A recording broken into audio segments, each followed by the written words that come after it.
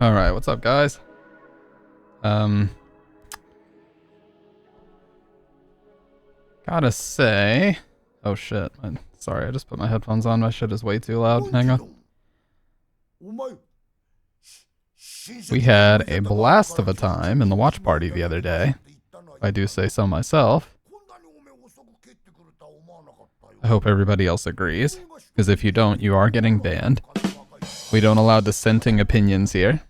All opinions must match me. Halloween is Thursday. You know what? I actually may not need it. Because what we might do is the same thing we did last year, where we did Silent Hill 1, and then 2, 3, and 4 were the marathon. We might actually do that. So that'd be perfect. What's up, Meyer? What's up, Lil Monster? What's up, Dave? Ultra Street Fighter 4 Davide, even. What the hell is this? Branded content? Why would I want that?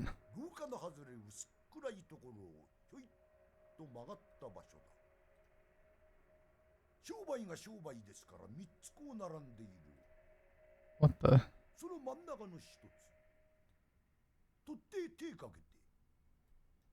Dude, what is going on? It fucked up my, it fucked up all my panels.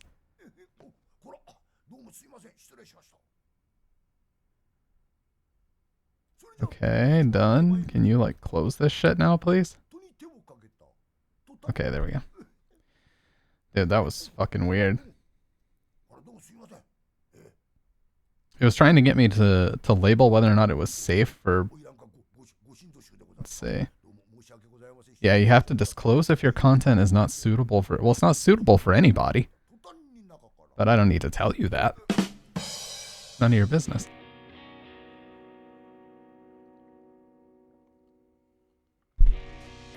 I got some low acid coffee I'm chugging right now. Appreciate that, Sick. What's up, man?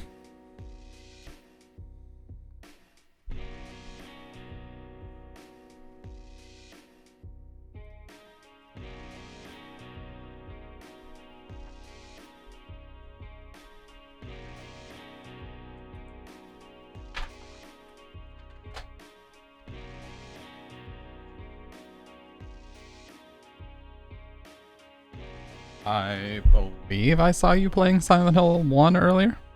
Were you doing such a thing, or am I mistaken?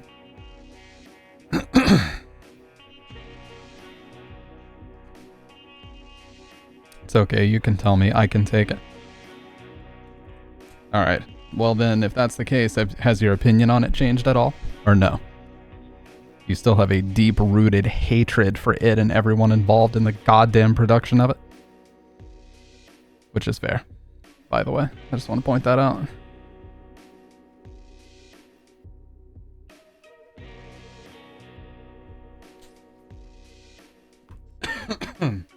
Sorry.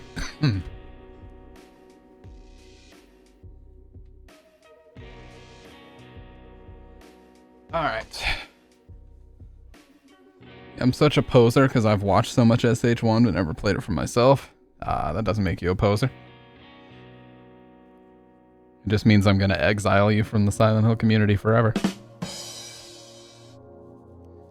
Alright. What's up, guys?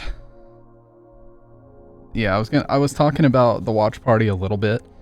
It was a really, really good time, I gotta say. It was fun. We watched Texas Chainsaw Massacre from 1974. A movie that really just never gets old, as far as I'm concerned. Never gets old. And it remains very graphic and very fucked up to this day. But amazing movie nonetheless. There's no doubt about that.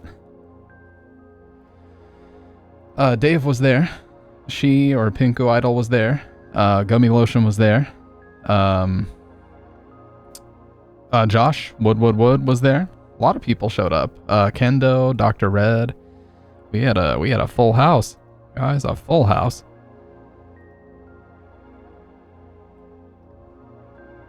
Hey, what's up, Doc? Speaking of, I was just talking about Dr. Red. Here he is. Yeah, man. Never gets old. Never gets old.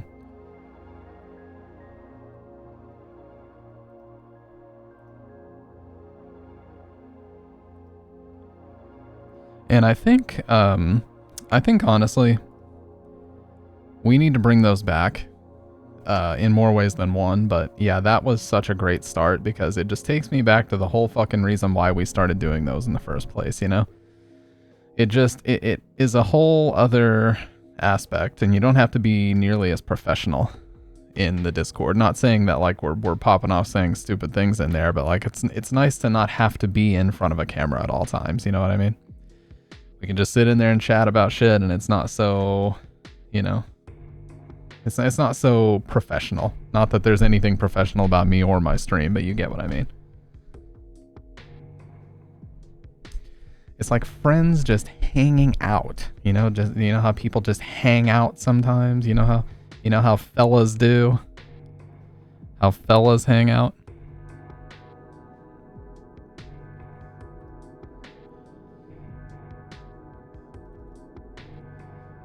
And I spent a little bit of time hanging out in YOLO's stream yesterday, which was a lot of fun.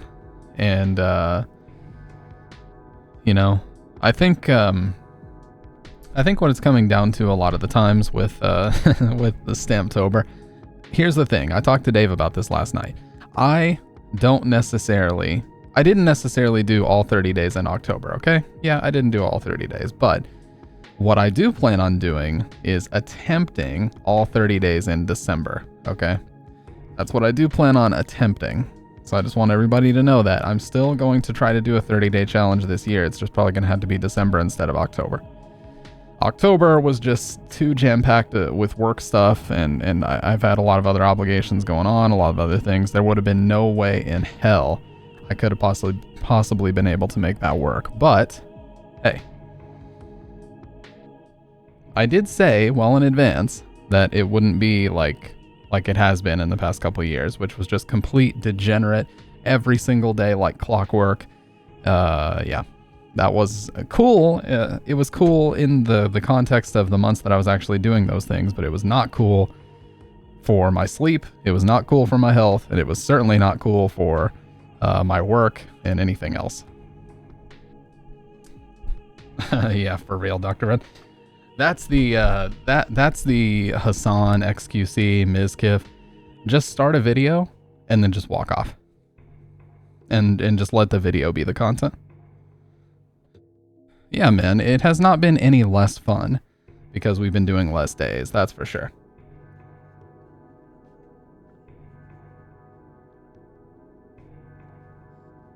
Look at me, I'm just being a savage, just chugging liquids and showing up all disheveled. I apologize for my appearance. I apologize for my degeneracy.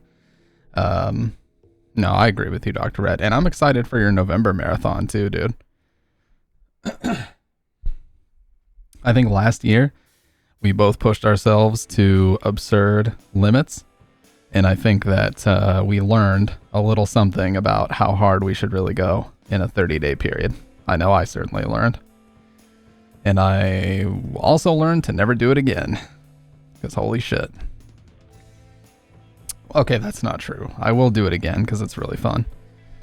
But, Doc-vember, yes, it is incoming. So be on the lookout for that.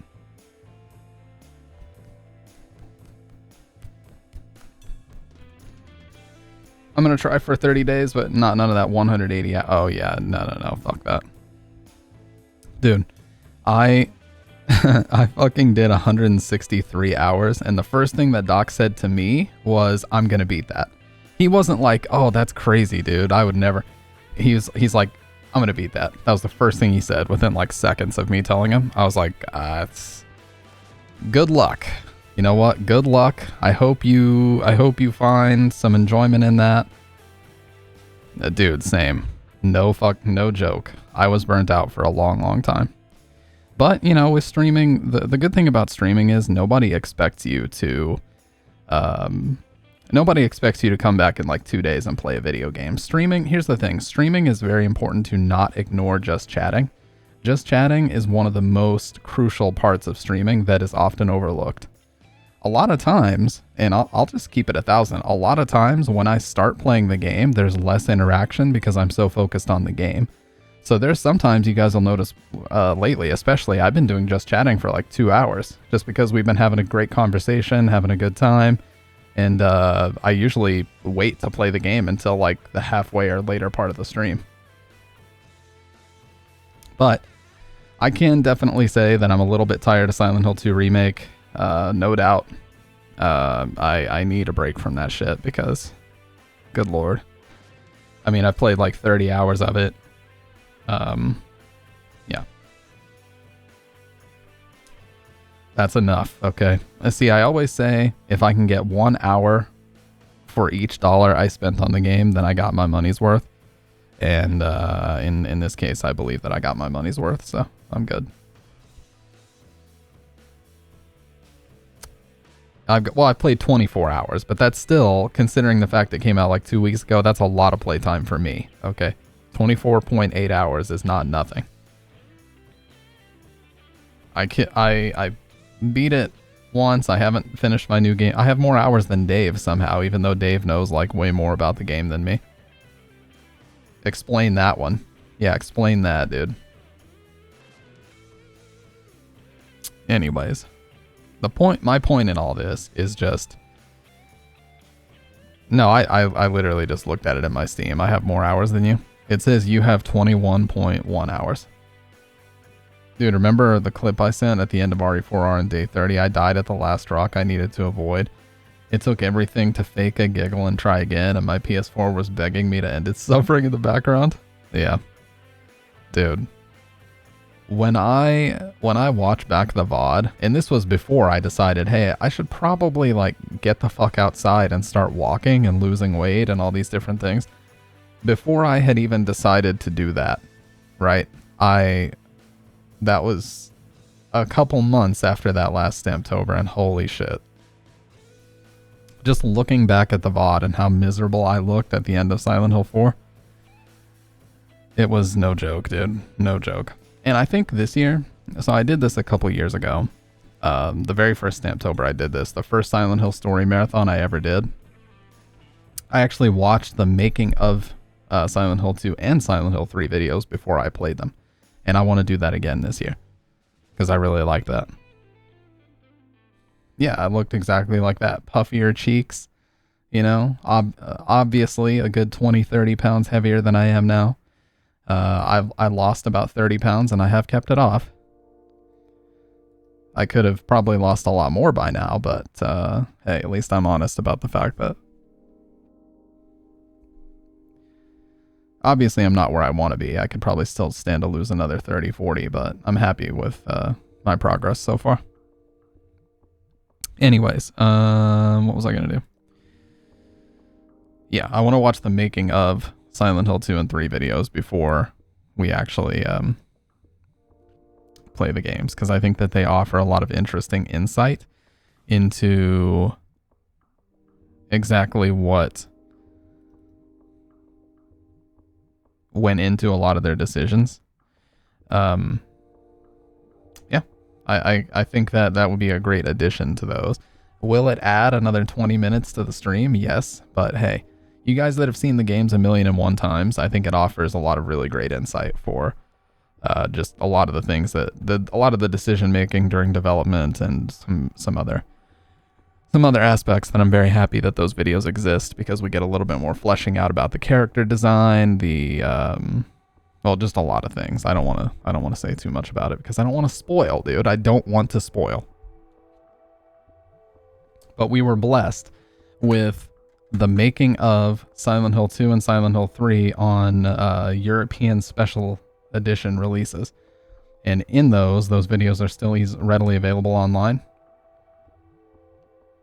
Uploaded by Fungo first. But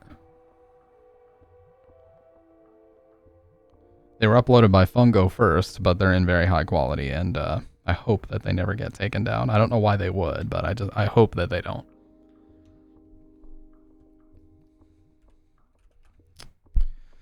See, I really don't know what happened to Fungo, man. He has 123,000 subscribers and he hasn't uploaded anything in 3 years. I don't know what he's up to nowadays, but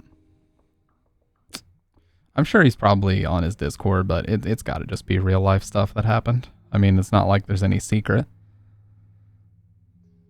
But he has not streamed in over 3 years, and he has not uploaded a YouTube video in 3 years either. So I don't know what happened to him.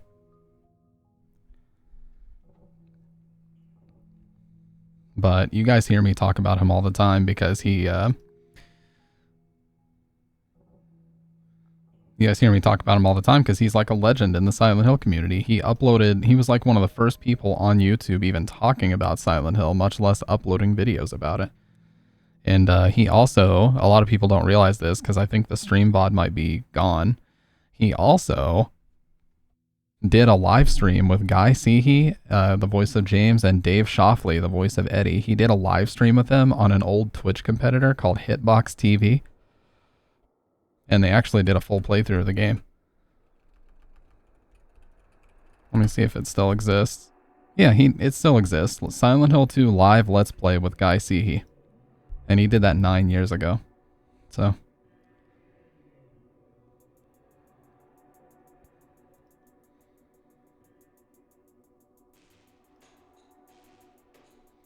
Yeah, and a lot of people in the comments roasted him for that because he apparently wouldn't let Guy talk very much. But look, dude, what's done is done. I'm just happy that we were able to get it.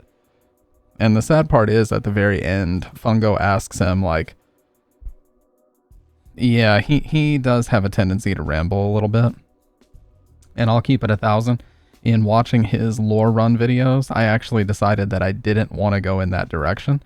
Because there comes a certain point where you're digging into like conjecture and theory and what you believe certain things mean. I like to keep it strictly to the tangibles. What did the developers obviously intend?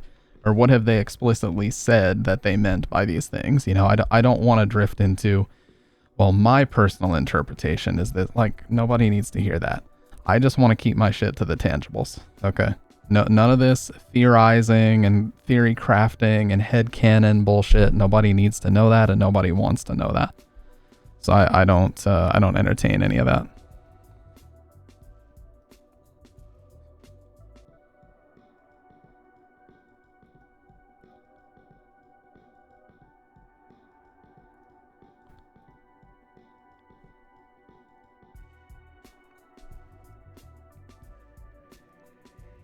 But yes, he did do some incredibly in-depth lore runs of Silent Hill 2 and 1 and 3.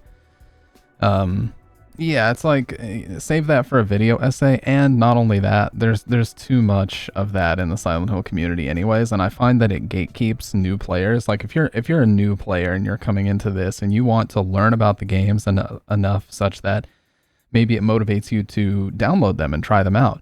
I don't want to be the person that's sitting here reading you off a whole video essay script worth of theorizing and you know, headcanon and fan fiction and all this shit. Like, you're gonna be like, wow, these games are too deep for me. I'm not interested anymore. Or these fans are crazy. These games are not for me, dude. You know what I mean? However, I do maintain that the real Silent Hill experience, or TRSHE, is still the best Silent Hill retrospective docu-series, video essay. Not really video essay because they're on camera most of the time, but it's still the best Silent Hill retrospective on YouTube. And considering it started in 2010, that's very impressive. So that I will say for sure.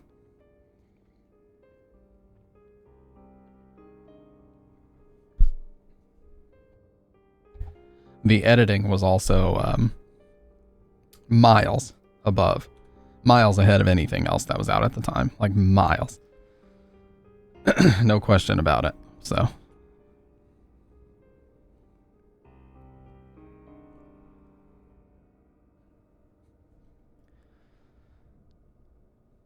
And, you know, that's another interesting thing. The guys, apparently the two other guys, the one with the glasses and the one pretending to be a butler, Apparently those guys had like a falling out with Fungo, and that's why they didn't work together after the Downpour review.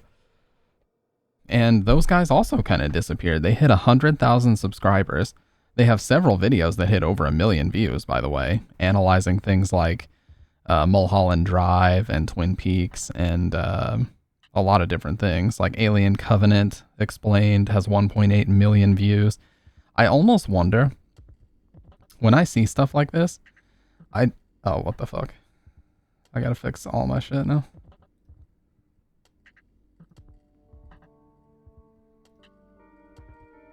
It wasn't too bad.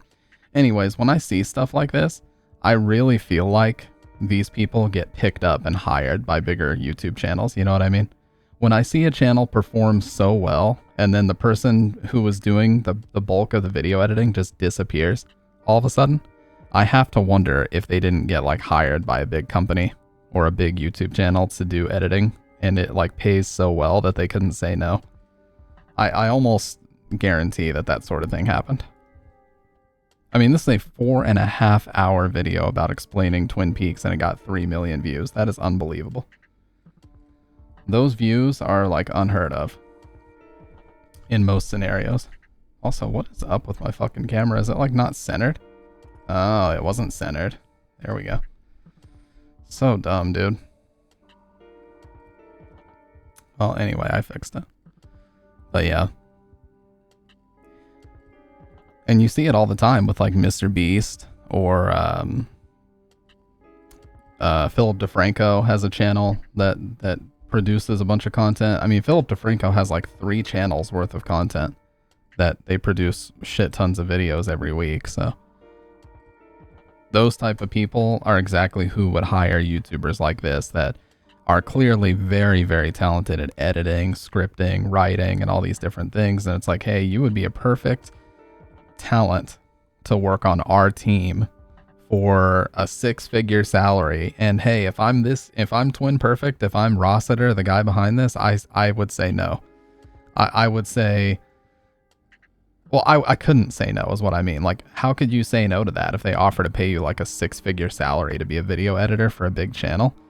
I mean, you're not on the hook for everything. You don't have to do all the managerial back end shit. Like, I think that's an easy yes, in my opinion. That fucking scared me. Dude, Five Nights at Freddy's community is insane with that stuff. One theory I watched, and this was completely serious video, brought up that at one point they believe Glam Rock Freddy and Glam Rock Bonnie, animatronics in Five Nights at Freddy's Security Breach, could have been in a relationship with some like 240p image that they thought might be a love letter from Glam Rock Freddy to Glam Rock Bonnie. I'm not making this up. It was a super serious and decently well-made video, and they brought that up almost out of nowhere. What the fuck, dude? Yeah, see, this is when stuff goes too far, and you know when stuff goes too far, and so do I. So.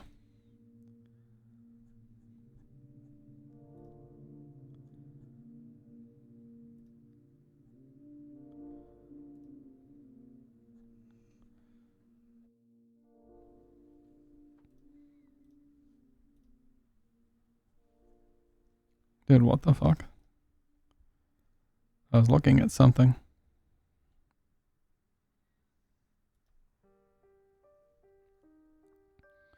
One Piece, like, theories are great and all, but people be oh yeah, and they'll reach for the sake of a video. You know, Shroud said this the other day, and it's so true. He's like, the really sad part about content creation now is that in order to get a following, you actually need to say the dumbest and most inflammatory, controversial, uneducated shit you possibly can to essentially scramble the haters, you know, fire people up and get them emotional coming at you, and that could potentially kickstart a career. That's how you virtually have to do it now, because there's so many people doing this that it's virtually impossible to differentiate yourself in any standard way. You can't really differentiate yourself in terms of game skill unless you are literally just the best on the planet. And I mean, even then sometimes it's not a recipe for like instant success. Some of those guys that are like top 3 in certain games are not necessarily good streaming personalities. You know, most of the time they just play totally silent and they just do their call outs. You know? And it's not to say they're bad streamers, they're just streaming their elite gameplay. And that's not for everybody. Some people don't want a player to just stream 10 hours of Apex Legends every single day. You know, that's what happened to Dizzy. Dizzy was a top Apex Legends player, and he got so sick of the game because that's all he did. 10 hours straight, no face cam. It was like a mouse camera only of him playing Apex Legends 10 hours a day. And he did that for like a whole summer, and he just got sick to death of the game and never wanted to play it again. I stay away from theories for games because then I hunt to prove the theory. Yeah. I stay away from theories because I was a part of the Silent Hill community. I mean, I still am. I'm not going to sit here and act like I'm not. But the Silent Hill community at large is full of not just misinformation, but it's full of people who want to be those sort of did you know type content creators. You know what I mean? Like everybody and their fucking brother for some reason wants to be a Silent Hill did you know type person. But the reality is, we don't need that. There have been so many people that have done that over the years. It's like, that's it, dude.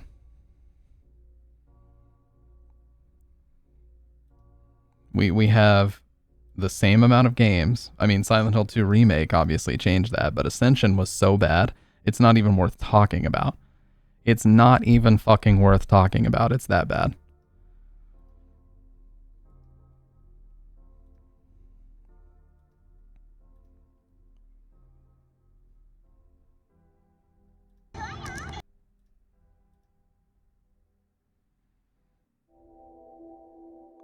And not only that, by the way, that was some person playing Marvel vs. Capcom 2 on a Game Boy Advanced SP. Don't ask me why.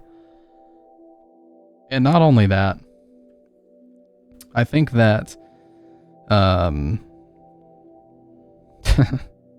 think it's so funny how things have changed. Yes, it was Tronbon. It's so funny how everything just loops. It over and over and over eternally with the Silent Hill community. Everything just fucking loops and it never ends, you know? The first wave of Silent Hill did you know type stuff was on GameFAQs, okay? Everybody was always theory crafting about Silent Hill 2 in those days, talking about, oh, this hidden secret, this Easter egg that you guys don't know about, and it turned out to be that it was all bullshit. And then, sorry about that, and then we moved on to YouTube. What's up, Malum? And then 16 months. Damn, dude. That's insane. For 5 months in advance? What the fuck? You're committing all the way until March of next year? You madman. You madman, you. I just caught that in the message. I was like, why is it also saying 5 months? Fucking round of applause for Malum, everybody. Can I get some clappers in the chat?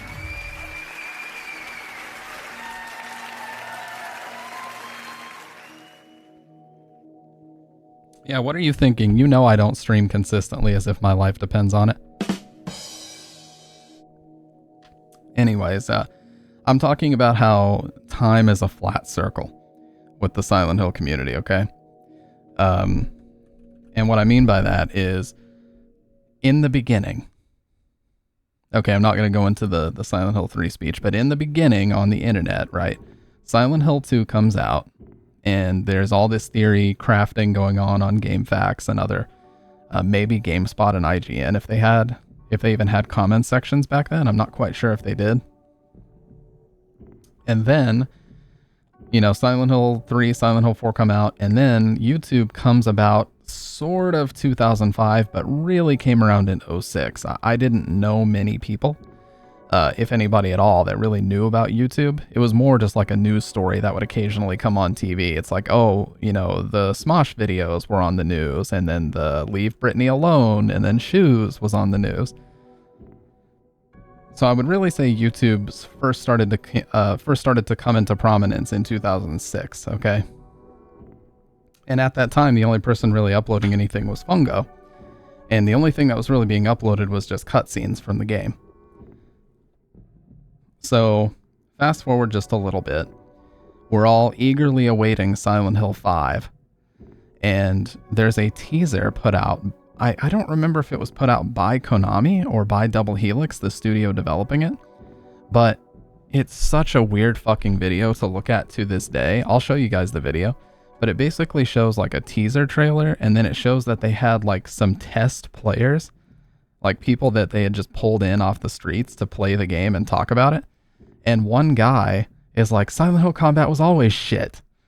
And they put his part in the final video. Like, why would you put that in the video? A guy shit talking the older games. What are they thinking?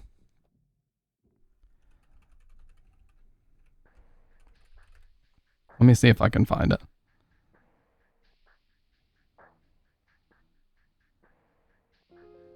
Man, I remember when Downpour had the working title Silent Hill 8. Glad they changed that.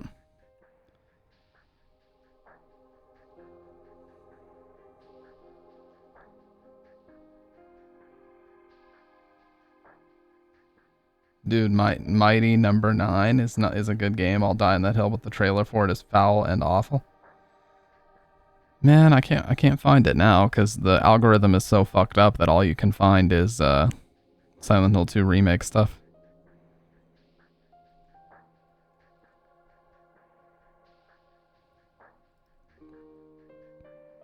I do remember this though. I remember this. I was so fucking excited for this, you guys. This was E3 2007, and it was the first E3 that I ever watched live because G4 TV was covering it.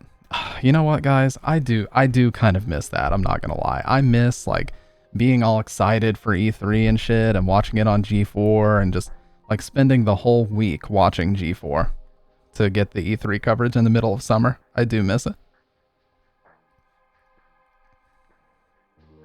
Where's my browser capture? There we go. Yeah, I know they had it in one of theirs. I'm just trying to figure out where it was. Oh my god. Yeah, look at this trailer that came out on September 8th, 2007. Look at this shit. That's concept, Alex. Here, I'm gonna make my shit a little bit smaller.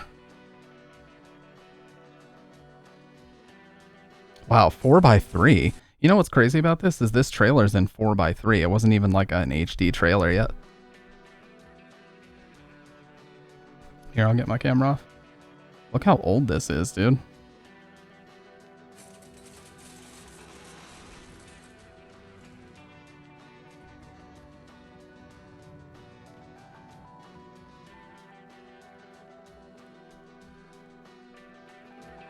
Why is my volume so fucking high?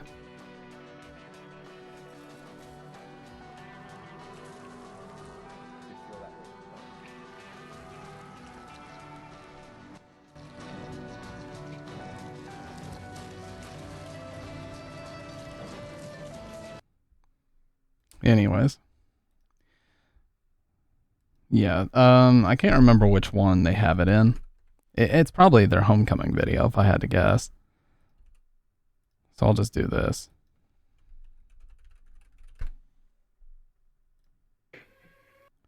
Yeah, I think they have it in here somewhere. Yeah, they do. So here's the footage. They just put the footage of this guy saying Silent Hill combat was always shit. Like what? His name is Shane Bettenhausen. Original Silent Hill tank controls and combat were bad. A lot of the hardcore fans are upset because they added like a dodge move. Okay, there we go. Silent Hill 5 1-up exclusive first look. That's what the video's called. Tank controls and combat were bad. A lot of the hardcore fans are upset because they added like a dodge move and they added like different kinds of attacks. I think that's great. So do I. Silent Hill combat was shitty. It always was. Why would you put that in a teaser? I mean, I guess it wasn't like put out by Konami or anything, but it still seems kind of dumb to me to even put that out there. Silent Hill combat was always shit. You heard it here first, guys. Listen to Shane Bettenhausen. He knows what the hell he's talking about. Yeah. I think that's great for Silent Hill combat was dog shit. It was fucking horrible. Oh, tell us how you really feel, Shane. Tell us how you really feel. But man, what I was really getting at though, okay? What I was really getting at in all this is insult a game that people like to advertise a new game. Yeah, yeah, for real. What I'm trying to get at ultimately is it seems like every 5 to 7 years, a whole new round of did you knowers or Silent Hill theory crafters comes about and they start talking about the same fucking stuff over and over and over again that has been debunked 1,000,001 times. It was killing me because shout outs to Carcinogen SDA. Love his streams. He seems like a really funny guy, cool guy. I could see the pain on his face because as he was playing Silent Hill 2, every motherfucking 5 minutes, some person comes into the chat and chimes in. Oh my god, did you know that Silent Hill is actually a real place, dude? Bat chest? Okay, they weren't actually typing bat chest, but you get the idea. They were in there saying, oh my god, did you know Silent Hill's a real place and it's called Centralia? And did you know that the snow is actually ash because of the coal fire that's burning underneath Centralia? And he was like so fed up, he just started to ignore messages. And I was in the chat, like not insulting everybody, but I was just saying like, can we please not start this conversation again? Like it's been debunked 1,000,000 times. And there were even people responding directly to me and whispering me, actually, no, it hasn't been debunked. It was confirmed by the developers, dude. Oh my god, please stop, dude. Just please stop. Are we really going to argue eternally about this as Silent Hill fans? Are we really going to sit here and perpetuate the same bullshit? It will never, ever, ever stop. It will never stop. It wouldn't matter. See, I had an idea to do a series of YouTube shorts or just an edited video that's like 15 minutes long debunking all the fucking Silent Hill misinformation that's out there. It wouldn't matter. My video, even if my video got 1,000,000 views, it wouldn't matter. It would still be happening. You could get a video with 10 million views and people would still do it. Because for some reason, when you Google Silent Hill, I guess maybe it's one of the first results, or maybe it's just one of the first things that you happen upon is that it's based on a real town, and that town is called Centralia. Now, as far as how it does relate to Silent Hill, the movie. In the movie, there's a scene where Sean Bean goes on the computer, his character, which, I forget what his character's name is, but he's the husband in the movie, right? When he goes on the computer and he looks it up, yes, it does show some images that are about Centralia. And when they go there, they do talk about the coal fire in the movie. But it's movie stuff only. It has nothing to do with the games ever. When people say it, they're always talking about the games. Top comment would probably be SH is up to interpretation. Oh yeah, for sure. Yes. Well, Dr. Red, I got a lot of that on my own video. How can you say that it's not actually Ash? Because in the movie, I was like, I showed the movie clip in my video. Yeah, I know. I'm not saying that it's not true in the movie. It absolutely is true in the movie. But in the games, nowhere, ever, at any time, period, end of story. I'm so fucking tired of having to even have that discussion with people, dude.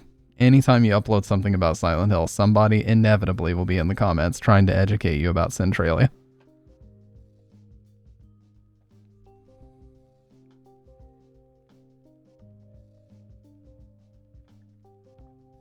And even Masahiro Ito, the guy, like the tweet that I showed, was trying to educate him, responded to him and said, actually, it was based on the town, and the town was Centralia, and he just responded with the screenshot of Kaufman saying, and it's snowing out this time of year.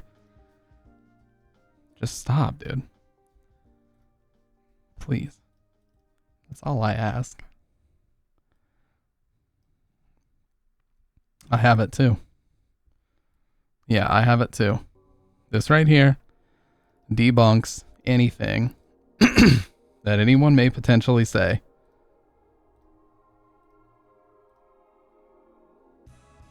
Hmm.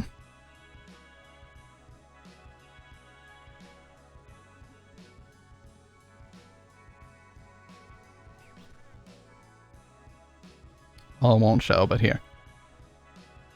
This screenshot shows, beyond the shadow of a doubt, what?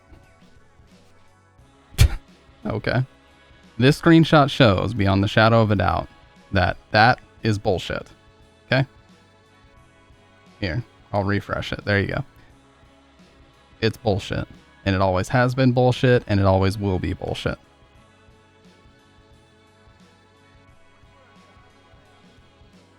Baby back bullshit, yes. Yeah, I have to, Dr. Red. I have to, because whenever you make any changes whatsoever on settings, you need to have a reference image and then a before and after image so that you can go back and revert any changes and make sure that you don't lose how things were already saved. You absolutely have to do that. If you're streaming and you have a tendency to change settings a lot, you will go insane if you don't take a photo and be like, hey, these are my best settings right now, and then you start fucking with stuff and you're like, I kind of like the way it looked before a little bit better. You have to constantly jump back and forth, and like, it's so fucking annoying, dude. So yeah. Do I recommend it? No, but it helps a lot of times when you're trying to reference settings.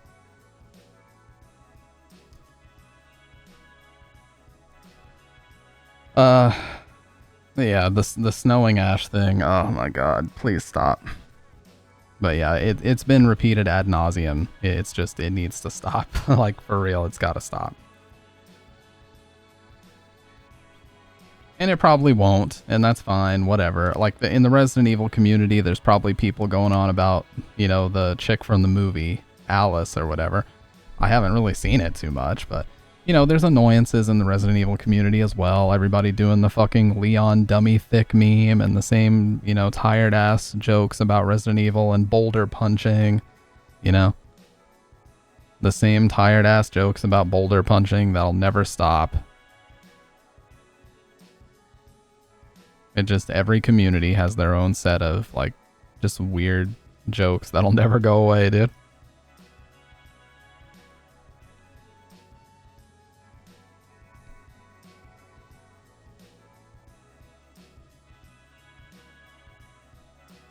Wouldn't Ash, like, be literally everywhere? Guys, wook wook, I'm the mustard of unwoking?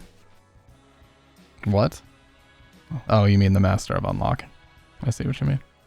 Yes, master of unlocking, Jill yeah, it's the same, like, 5 jokes. Leon dummy thick, Jill sandwich, boulder punching, master of unlocking. The voice acting in RE1 is bad. You know, like, that's the 5 universal Resident Evil jokes that'll never go away. We get it. The voice acting is terrible. Okay, we got it.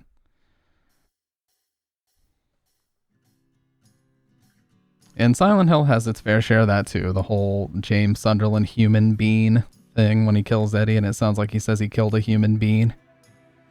Yeah, Chris wanting Leon to carry on the bloodline or whatever.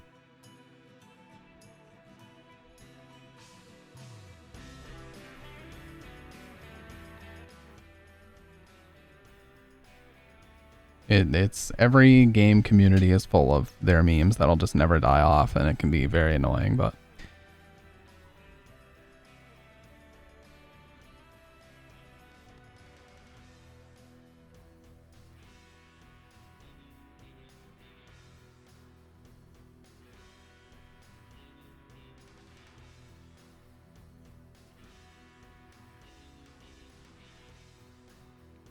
you know, I am kind of disappointed as far as Silent Hill 2 Remake. The patch didn't actually help my performance at all. It sucks, but it's true. I thought that it would, but yeah, it just didn't. In fact, my DX12 performance is like worse than it ever has been. So I had to stay on DX11. It was arguably worse than it had ever been before, and that's what really sucked about it. But hey. I get plenty good performance, and I'm sure at some point this year, next year, I could probably upgrade my PC, and then I won't really have to worry about it then, would I?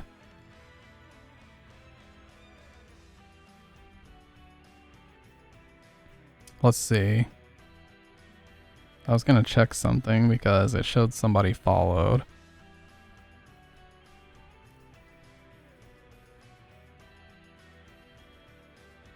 Oh, okay. Tiny Sabrina, thank you for that. Tiny Sabrina was a girl that I helped in the GoXLR chat. I helped her figure out her mic settings with the GoXLR, so appreciate that. I don't even know if you're still here, but thank you for that follow 3 hours ago.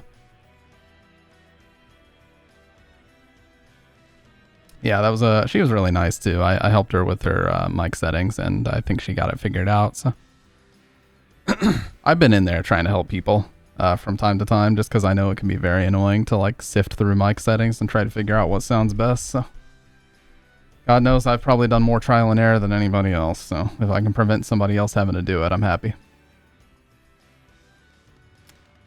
KFC, Coke Gaming, what?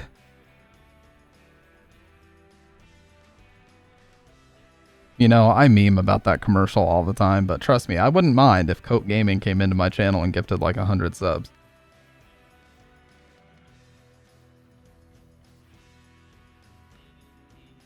I see you watching me take a sip. You know what? You don't get to watch anymore.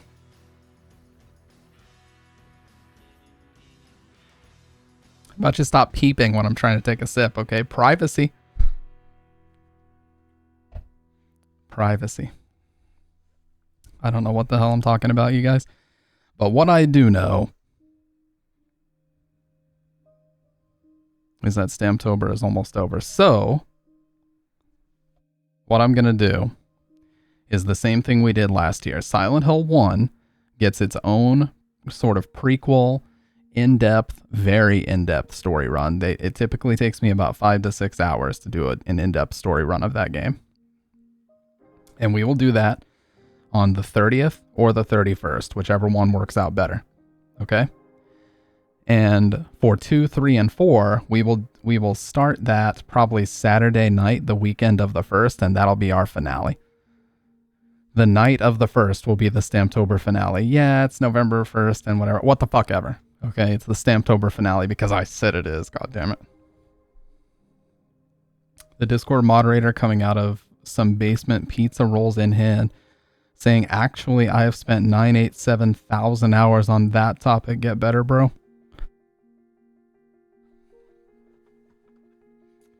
Well, to that I say, I don't simp over an anonymous user on Discord, so I'm better than you. I'm sorry, that was mean. I shouldn't say things like that. It's not right, so I apologize.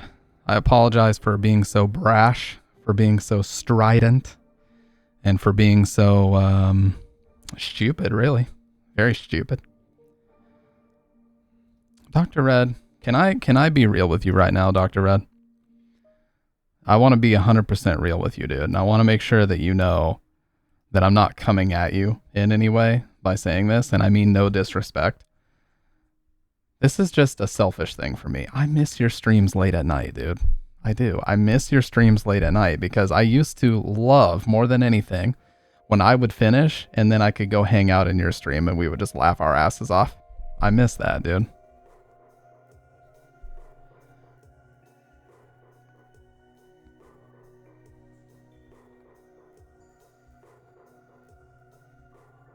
I say that strictly for selfish reasons, yes. That's the nicest thing anyone's ever said to me. Well, I just wanted to make sure you know it's not me trying to say that I dislike the morning streams. I just can't make them. You know, I can't make them because that's like right when I'm signing into work. And if I have a training class, it's literally impossible.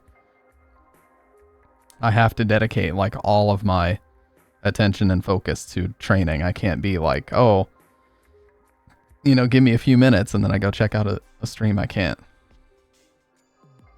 Late night streams will return in November. We'll try to do at least 2 late night streams a week. Let's fucking go. Let's go, baby. Wow. Oh, God. I didn't mean to press the echo, you guys. I'm sorry. I think I gave everyone migraines, and now that we all have migraines, we can take a bear. We can take an aspirin, and we can move on with the rest of the stream, okay? And by late 8 to 11 p.m. so I can keep my sleeping schedule. Yeah, man. For sure. For sure. said, whoa. Oh my god, what the fuck happened? Yeah, that's the right reverb. I guess I turned that dial way the fuck up, dude. So excuse the fuck out of me.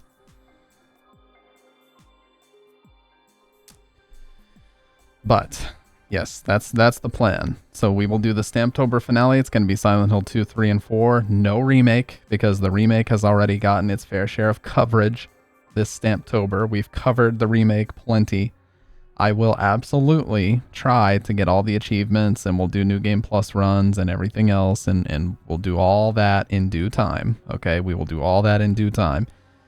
But for a story marathon, you already know we're busting out Enhanced Edition. I've already updated it, so it's on the final completed update of the game.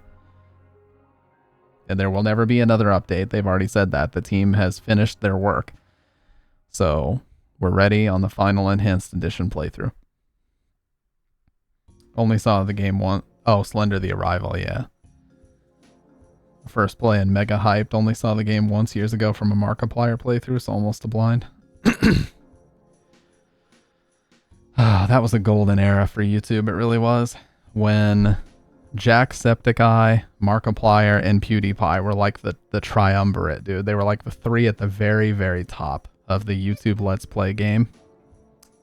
And every week they would just be pumping out Amnesia and Slender and Slender the Arrival, and Five Nights at Freddy's had just come out. This was like 2011 to 2015, I would say. That was like a golden age for horror content online. It really was. And I think that era ended when RE7 came out. After RE7 came out, then everything changed. Then YouTube kind of switched it up, and people were kind of tired of horror stuff. And so it shifted more into story-based playthroughs and things like The Walking Dead, and people kind of transitioned back to Minecraft, where they had originally yeah, exactly, Little Monster. Like, people had switched back to Minecraft a lot. Minecraft came back in a big way in 2017, like fucking big time. But I think, you know, RE7 was like the not the peak, but RE7 was like the final, you know, death rattle of that era of horror, where everybody and their fucking brother was playing RE7, and it was glorious to see all the love that horror games were getting. And then after that, I think people kind of got a little tired of it, and so we kind of saw a few people bubble up to the surface and make their careers.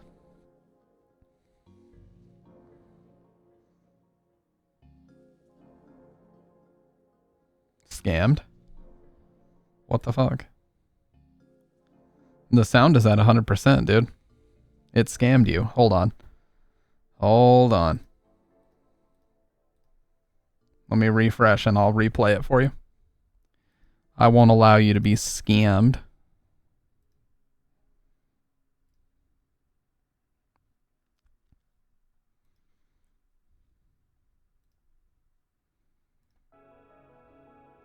I won't have it.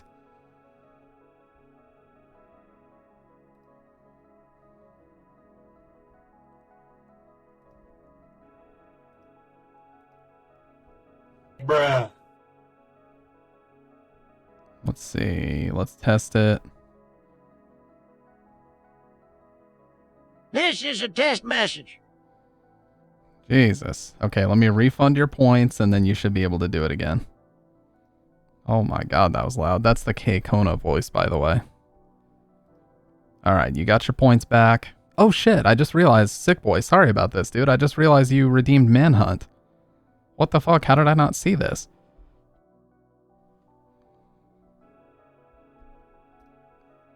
Is he still here? What the fuck? He redeemed Manhunt like 7 days ago and I didn't even acknowledge it. How did I not see this? Yeah, the fucking sound. Alright, let's try it. Now, the redeem might be on cooldown, but that's okay. Yeah, what the fuck ever. I don't need to gigantify an emote. Yeah, it's on cooldown right now. Yeah, also, if anybody doesn't know and you would like to join us, please come hang out with us in the watch parties. I'm not saying you guys have to like block out some time, but we had a lot of fun on Friday night. We really did. We watched Texas Chainsaw Massacre 1, and man, was it fun. It was a blast. We had a bunch of people in there laughing, having a good time. Pretty sure Dave was drinking. Who clipped? Who made a clip from this stream already? I need to know. You little clippers, dude. Hey, what's up, Stoned? Appreciate that, man. 35 months. Holy shit. You're a 2.5-year sub, Hello, dude. hi. You're a 2.5-year sub, dude. That is insane. Appreciate that. Don't watch the clip. Oh, no, I gotta watch it now. You can't just say that, dude. You already know we're gonna watch it now. It's for Stampy Wampy as Sussy Wussy. Alright, so you're saying you don't want me to spoil myself? Is that what you're saying? Alright, fine. Fine. Well, I'll wait until the video drops, dude. I'll wait until the video drops and then we'll take a look.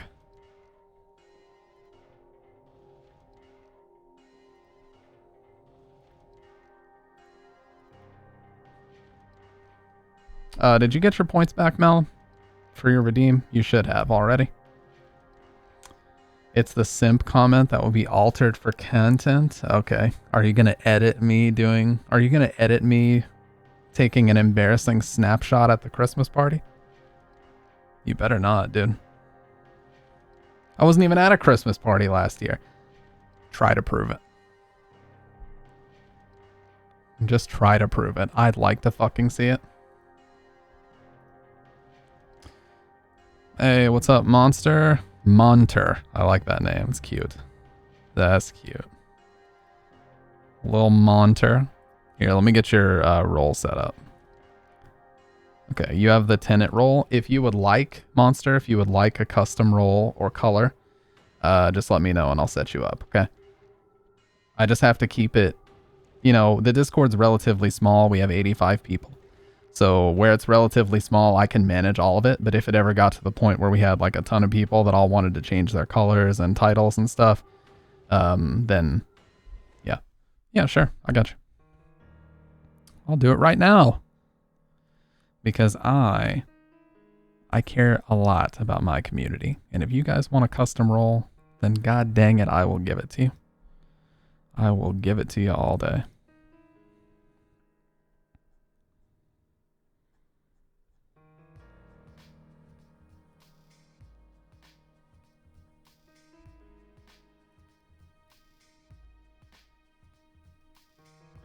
What do you want your color to be? Pink? I can totally get you pink. Or if you have a custom hex code that you would like your color to be, just send it to me and I'll input it for you. Dude, remember when we were talking about how scary the "this person does not exist" site was? Literally 2 years later. Look how I know, dude. Yeah. Pink, I got you. Okay, but do you want hot pink or candy pink? Those are the two options. Here, I'll show you exactly what it looks like. This is candy pink and this is hot pink. Which of these two would you prefer? Top or bottom?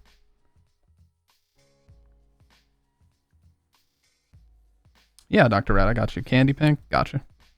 Yeah, I'll set you up, Dr. Red. Okay, and then I gotta make sure my permissions are good.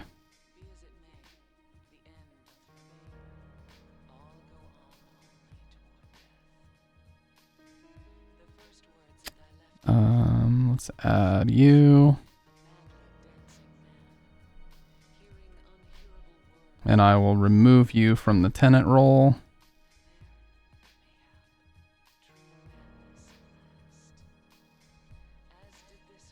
Okay, so you have your role. I just need to make sure your permissions are okay. Change, yeah, you can change your nickname whenever you want. That's fine. Boom, boom. I wish you could just copy roles over. That'd be so nice.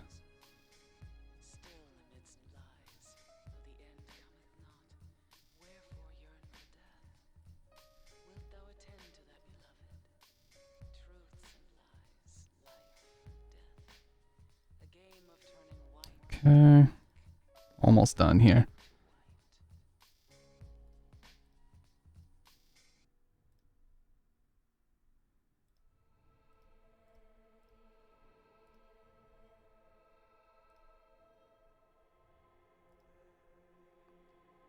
Speak, connect, video, use voice activity. I'm basically just copying over all the tenant ones.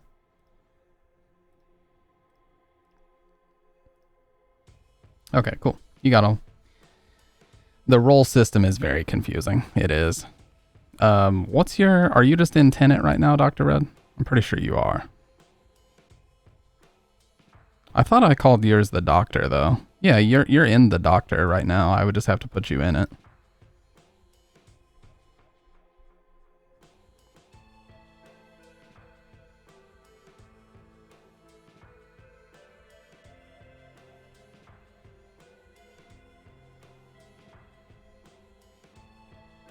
Because I think you have 2 accounts. Yeah, I think you have 2 accounts. So let me fix that for you.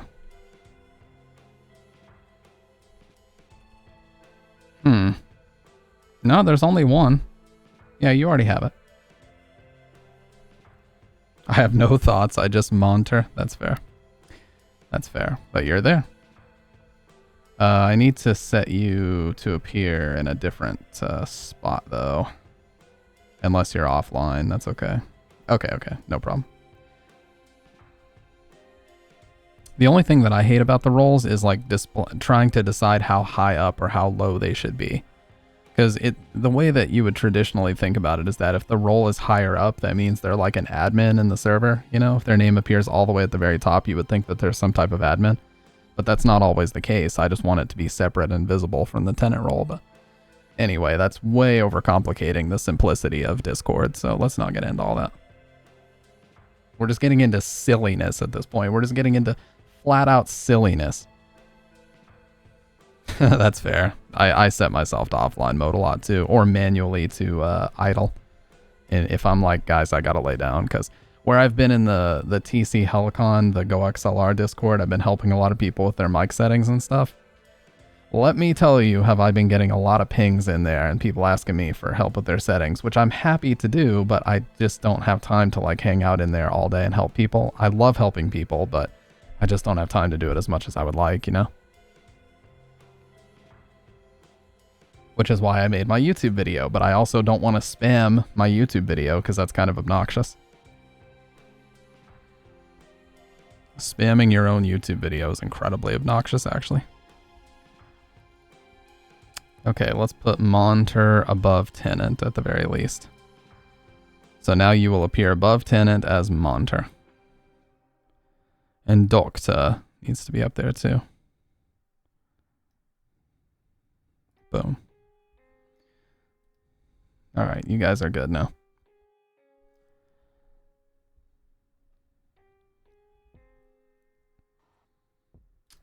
And also, you guys tell me if you would like this, but I've also been thinking about just doing some Discord hangouts. You know, if I'm not necessarily feeling like doing all this shit and turning on the camera and actually playing a video game, would you guys be down to just like hang out in voice on Discord and just meme around and fuck around for a while? You know, just messing around and like just talking about life and other stuff, because I just have never really done that. But, you know, my Discord is boosted, so the voice quality is really good. So if you guys would ever want to do that type of thing, I'll jump in voice and we can set that up. Just be like, hey everybody, no stream tonight, but I'm chilling in the Discord if you guys want to hang out, you know? Oh, I will, Dave. Don't worry about that, because there's plenty of times where I don't necessarily feel like going live on Twitch, but I do still feel like hanging out with the community, you know? That happens all the time, and I think it's important because anybody on Twitch can tell you, dude, being on camera all the fucking time is very exhausting. Very, very exhausting. And it is, in more ways than one, is it exhausting.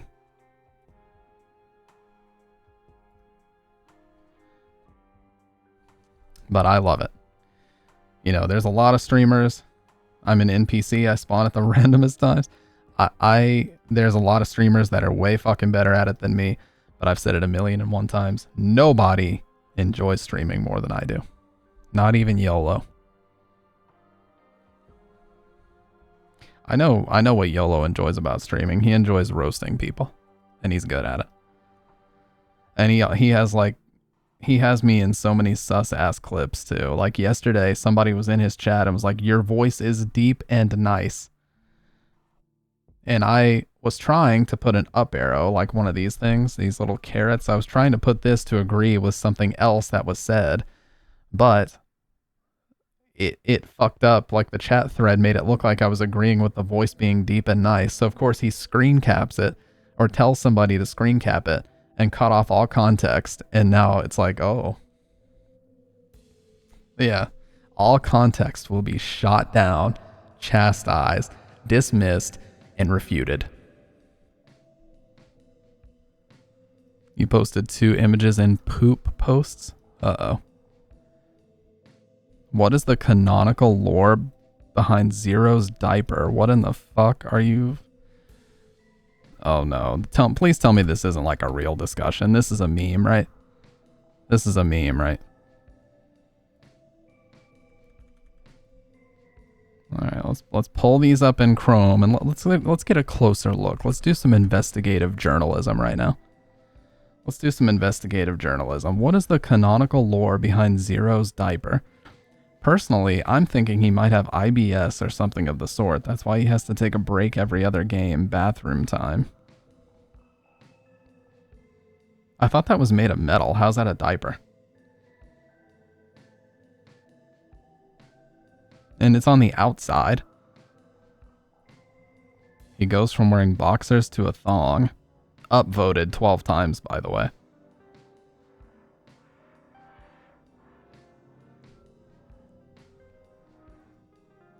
Well, I think society has officially ended.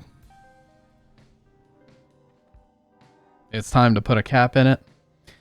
It's time to call the human experiment a failure. And we can just go back to the drawing board and find a different way to communicate on the internet, because this ain't working. And I'm part of the problem. And it needs to stop. Society existed, unfortunately. The aliens yeah, no. They don't shake their heads because they don't care anymore. They've seen what we do, and they're not interested. You know, they're not. They probably came to Earth several years ago. They saw like the rise. They saw the Vine invasion happening, where people like Lance Stewart and the Paul brothers and a few other people migrated over to YouTube, and they said, you know what? You guys got this. We'll be over there. We'll be over there in a whole other solar system, a whole other galaxy. We don't want any part of this. And good luck.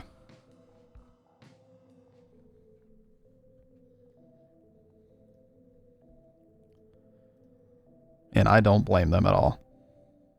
Earth is a reality show for them? Yeah. Wasn't that a South Park episode? Pretty sure it was. Where it turned out the entire Earth was just a reality show for aliens.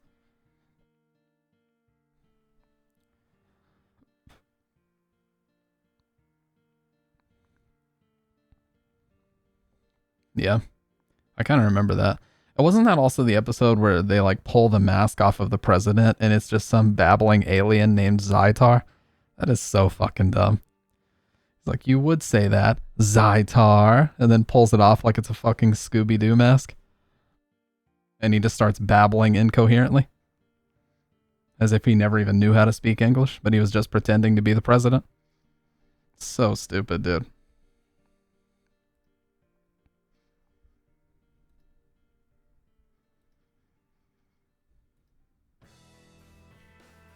"1998.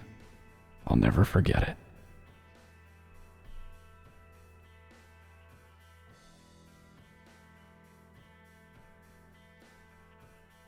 Damn it, dude. I wish Sick Boy was here so that he could add the 1998 emote for me. That's one of my favorite emotes.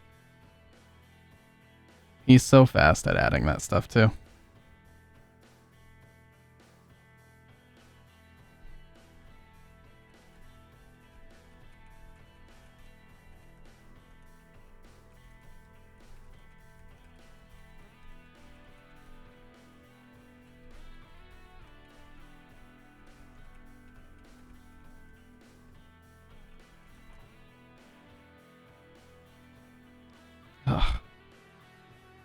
Bro, Siku has been here for years, bro. He is a Giga Chad, man. And you know what's funny? He came in at like 4 in the morning while we were playing Silent Hill 3. We were in the middle of my very first 1 through 4 marathon that I had ever done.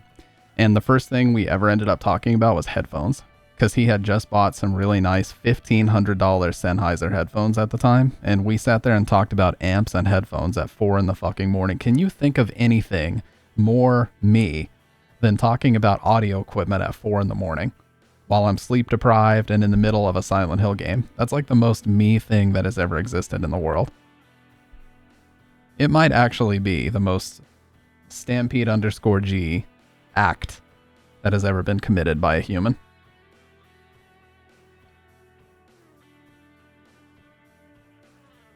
And, you know, he's just been a very, very cool guy. He's sent me some very nice messages about the stream over the years. I've talked to him about things outside of the stream. He's talked to me about shit he's got going on. I've talked to him, and you know what? We're just a couple of fellas, just a couple of dudes. And I'd consider him a friend for sure.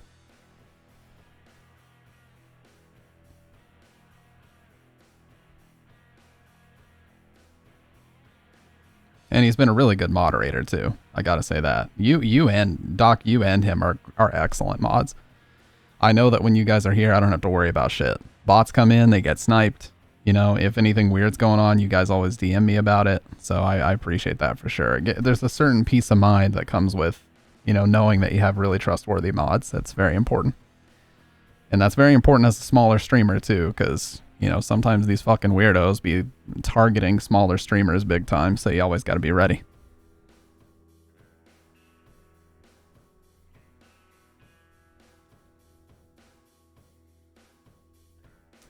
Yeah, I don't know, man. Pitt hasn't been around any Street Fighter streams either. You know, to his credit, he did say that he does just kind of disappear for like 6-7 months at a time and just like takes a break from everything online.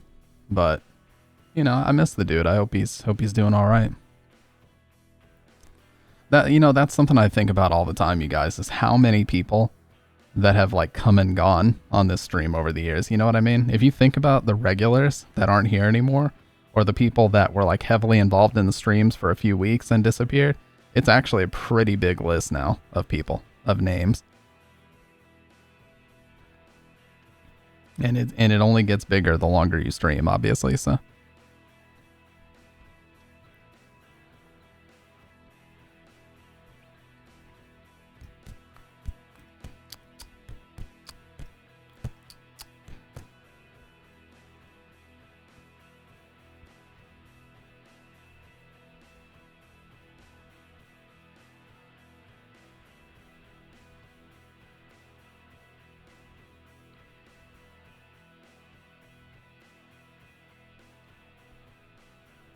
I disappear now and again, but life circumstances changed a lot.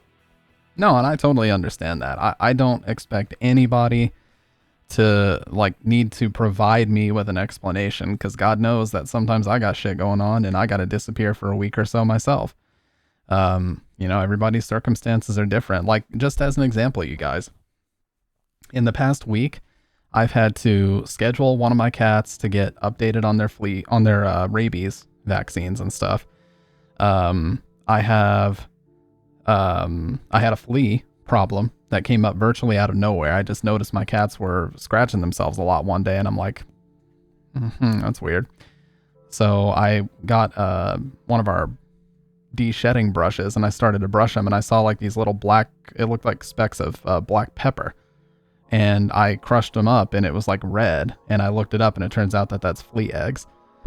So they had fleas, so we had to get Frontline Plus and treat them and give them a bath with very heavily diluted Dawn, the standard blue Dawn that has no additives or anything. It's just the standard blue Dawn. It's the stuff they use to like clean ducks if there's an oil spill or something.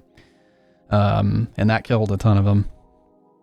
And then we had to buy this spray, which is called PT Alpine Flea and Bug Bed bug spray.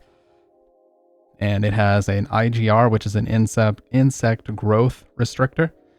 And it has the actual insecticide in it, and it's pet friendly. So you spray it everywhere, make sure your cats aren't in the vicinity for like 1 to 2 hours while it dries, and then they can go back. I would sit here and I would feel fleas jumping on me. That's how bad it was. And ever since we sprayed, I haven't felt one. Like all night I've been sitting here, haven't felt it once. So that stuff works, but it was just, ugh. Like, I don't like to sit here and vent about stuff, you guys, but man, it was a shit week, I gotta tell you.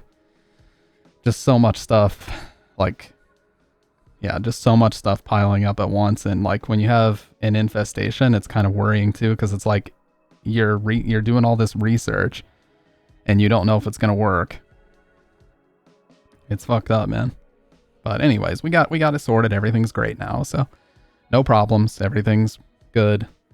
It is starting to cool down now. Like in the mornings, it's like 40 or 41 degrees where I live, so it's very cold in the morning. So we could probably very well just open a window and freeze any remaining fleas out, because they die at 46 degrees. They freeze at a very high temperature. That's why flea and tick season, at least in America, is very short-lived, because they can really only live from like March to October at the most. So it's like a 7-month period, but as soon as the temperature lowers to be like cold, I'm talking like 46 or lower, then they all die off like instantly. So fleas scare me like ticks. Yeah, ticks scare me too. The fact that you can just like wake up and see one burrowed into you, fuck that. She always be pulling up your stream every once in a while, so I decided to pop in and stay a while. Well, I appreciate that. And she and Gummy have been very supportive of the streams. Funny enough, Gummy, well, I don't know why it's funny, but Gummy Lotion actually made 2 of my emotes.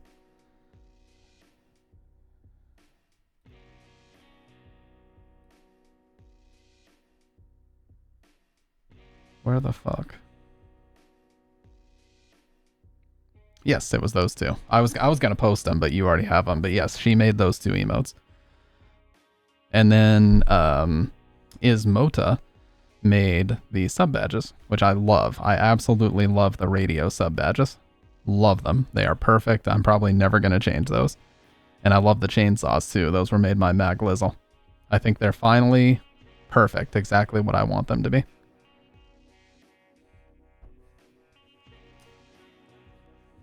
Oh, yeah, really? Or the emotes, you mean? You saw her working on the emotes? Yeah, I caught one of her streams, but I think she deletes her VODs, probably for music reasons. The thing that's shitty about Twitch is you have to... It's tough to explain, but basically if you go into your OBS settings, they have a new section in there now. If you go under audio, they have a new section where you can essentially... or actually it's under output, sorry. You can record your audio to one set of tracks, and then you can send a whole other set of tracks to the VOD. So you can play copyrighted music all day, and if you don't record it to the VOD, when somebody goes to watch the VOD, it just won't be there. So that your stuff doesn't get muted, you don't get copy strikes, and all this other shit. So if you don't do that, though, and you play a bunch of copyrighted music, then Twitch will put you in... Twitch will put you in a mode where they automatically disable the VODs, because it's like your VODs are getting frequently muted, you're playing a lot of copyrighted content. We're gonna disable your auto VOD upload for now, so you have to like fix it, and then yeah. Oh, you mean you don't upload your VODs? Yeah. Yeah, and it sucks because, you know... This town is full of What's up, John? How can you sit there and eat pizza? What's up, John? How was your stream, dude? I saw you were playing some SF6. John, resident master rank player. He alleges that it's easy, but probably wouldn't be easy for the likes of me. Shockingly enough, my first ever stream VOD, only 1 hour of it got muted when I did a 9-hour Mariah Carey loop playing Phasmophobia. Yeah. Still streaming, just keeping my streak alive. Well, I appreciate that, man. You're at what, 96 now? 97? You should be at 97, right? This man is insane. Just absolutely insane.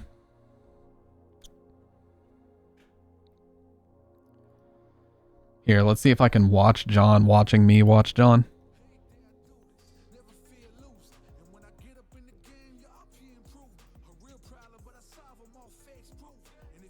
Yeah, what's up, Stamp? Not much, dude. I'm watching you watch me watch you. And Power, you weren't even doing them. Like, you had the corner conversion.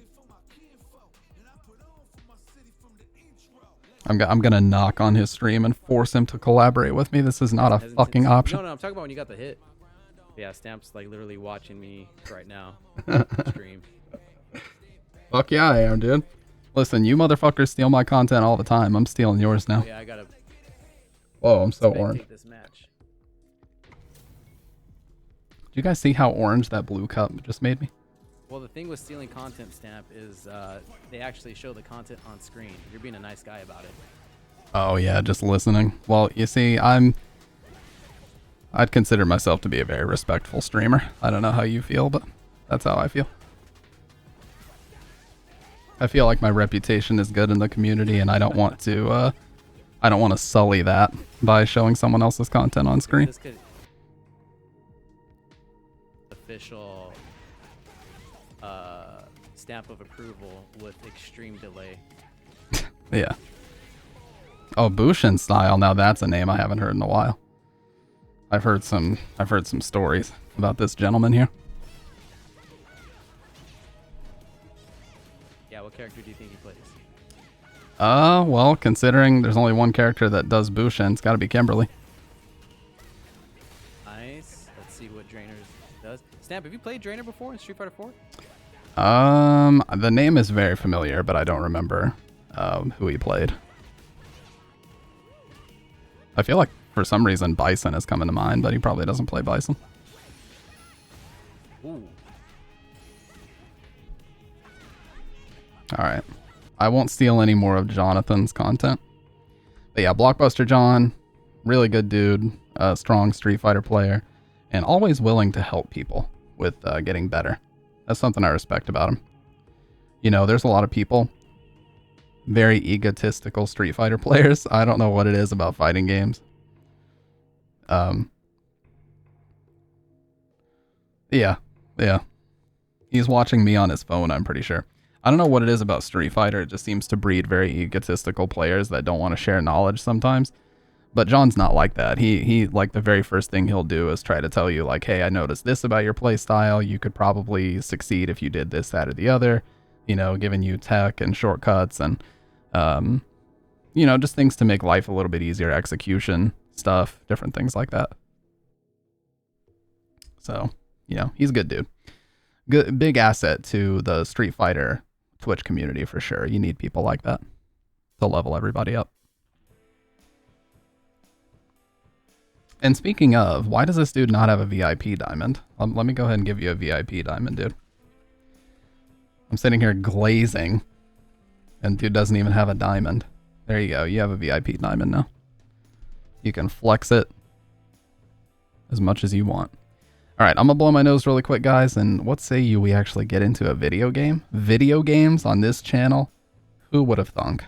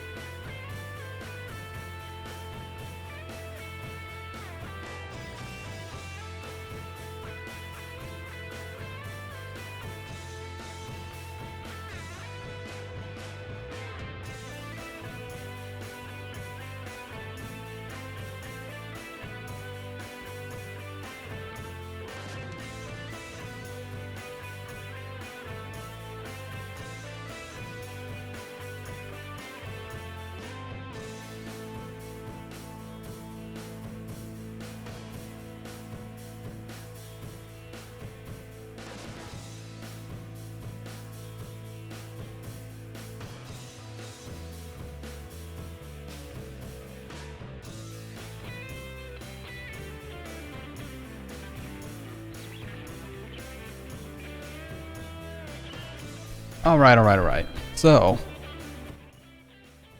I know that I've played this game a couple times, but I was actually thinking about playing Lost in Vivo tonight. Because, hey, that's a Stamp classic. You know, we've played it a few times. This community seems to really love that game, and I love showing it.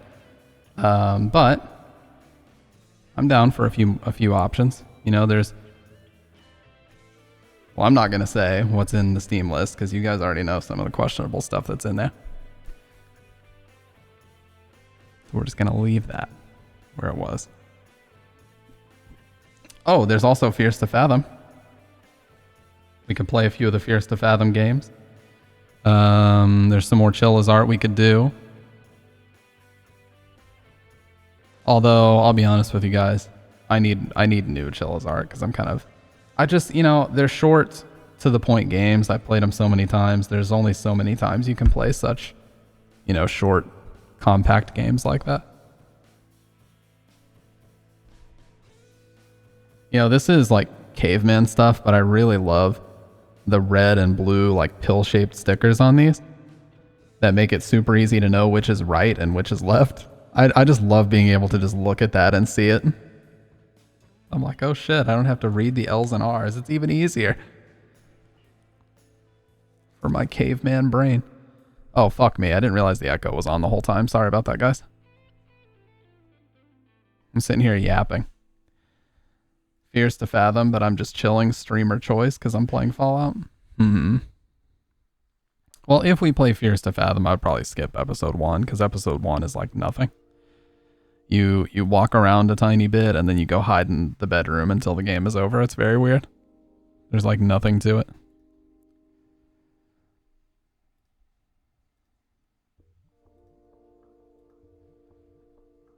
Fucking Cuckold Simulator. The fact that this is even in my favorites is so funny to me.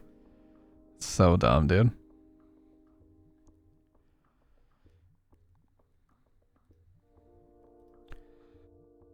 I did reach out to Sick Boy about the Manhunt Redeem. Somebody a long time ago gifted me Cuckold Simulator. No, I don't intend to play it on stream because it's actually part of Twitch's banned game list. But yeah, somebody gifted this to me a long time ago. And they're like, bro, you should stream it. And I already knew a little bit about the game. But yeah, it turns out that very shortly after they gifted it to me, it got put on the banned game list. Oh, Manhunt is a Rockstar game that originally came out in 2003. I forget the story behind it, but you're basically an ex-con, and like one of the main objectives in the game is just to brutally kill other people in the most entertaining ways possible. Actually, though. You can play it along with My Redemption in the Discord hangout. Oh, God, that would be...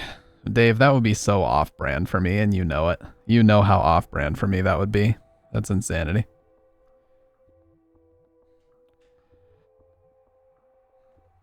I just don't tend to do those types of things online.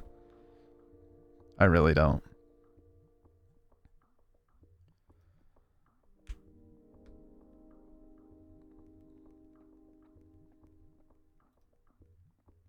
By the way, have you guys seen the fucking Twitch mobile pricing? Have you guys seen how much more expensive that's gotten recently? This is the really dumb thing about it. It epitomizes that video games will make our children serial killers panic. Yep. And it also was hot off the heels of Bully. Remember the Bully controversy? In school, we used to read these magazines called Scope magazine. And I remember specifically all the controversy surrounding Bully before it came out. When I was in 6th grade, I was reading about it. And it was like, oh my God, this game is it's going to inspire so many kids to bully others. And it's like, well, if you actually play the game from very early on, it's established that your goal is to try to do better and not become a bully. And the only thing that your character Jimmy does is get back at people that bully him in the first place. That's all he does. Other than that, he actually works to solve the bullying issue at the school. But of course, the game's called Bully, so it must be strictly about bullying people, right guys? There must be no other content in the game. You just bully people all day. Can you choose to do that? Sure, but you get punished for it. You get forced to like mow lawns around the school while you're doing essentially in-school suspension. Yeah, Bully's great. I especially love the music, the bass. It's like a whole jazz orchestra doing the... It's like a whole jazz band, not jazz orchestra. It's like a jazz band doing the soundtrack, and most of the music is just really groovy bass lines.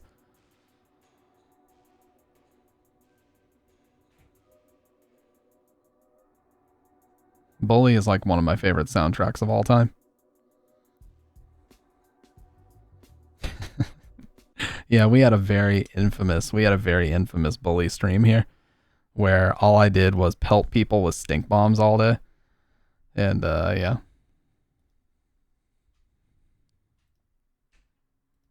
And there was a lot of wheeze laughing and yeah, a lot of stupidity that night. It was a very, very fun stream. I love that game.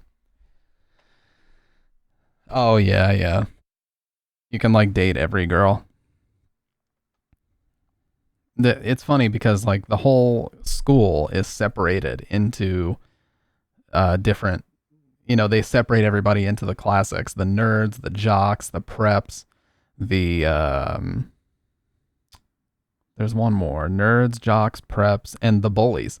Like they're just straight up called the bullies. And you basically work your way up the ladder, and jocks come last because they're the biggest and the toughest ones. You know, when you're being shown about the school, the guy Gary is like, just don't mess with them yet. I would recommend you don't mess with them. Oh, greasers. I forgot about greasers. The guys that wear the leather jackets and they always are at the auto shop. Yes, those guys. Yeah, those guys.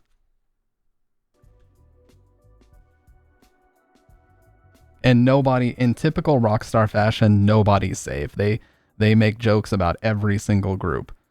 You know, the nerds, they make jokes about them not being able to control their bladders and peeing themselves all the time and living with their moms. And the preps, they make jokes about them being inbred and having trust funds and having no intelligence at all outside of, you know, just using their inheritance to do everything in life and being completely unknowledgeable about everything else. The greasers, they only know about how cars work and how to wood shop things, and they know nothing else. They talk like they're straight out of the movie Rebel Without a Cause. And the jocks are just brain dead idiots that, you know, like I said, they play into every stereotype just to the absolute maximum, and it's hilarious.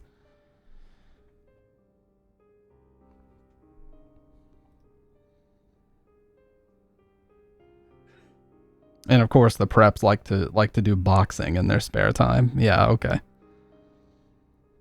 And they all have British accents for no reason. A bunch of them have British accents for no fucking reason other than just comedy to make them sound uppity.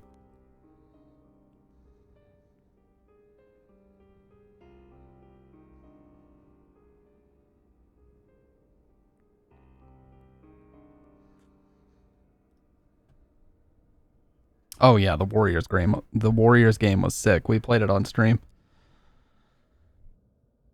One of the best movies ever made, by the way.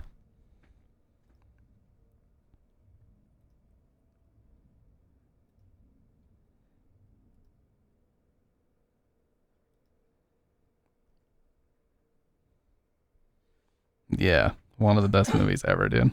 Like the clinking bottle. You okay?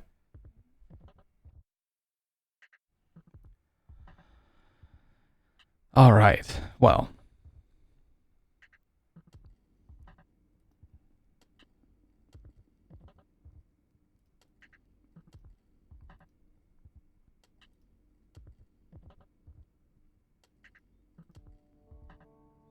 I'll tell you what is really sad to see is Fatal Frame Maiden of Blackwater. I played that for 9 hours on stream, and I gotta say, that was one of the most mediocre, like, repetitive horror games ever. It was originally a Wii U game. It just, you know, certain games of, like, the 6th gen, PS2, Xbox era, they were really unique and interesting for the time, and they don't really translate well to, like, modern gameplay. I don't know what it is. It just seemed to be, you just run, ghosts randomly spawn, you fight them. and then you're good for a few minutes, and then you fight them some more, and it just seems to repeat itself. It's very linear, not a whole lot happens. The only thing the game seems to like really emphasize is people wearing virtually no clothes and like a bunch of very questionable alternate outfits. Oh yeah, I did play Rule of Rose. Yeah. Yep.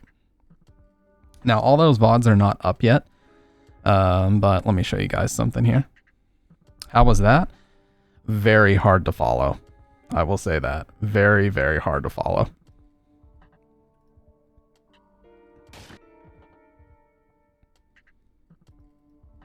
I'm not ashamed to admit it. I basically had to be told what half of the shit in the game means by the time it was over. All right, so check this out, you guys. I'll have to just show this for a second. This is all the VODs. They're all uploaded. I just have to switch them over to public, give them a thumbnail, and then we're good to go.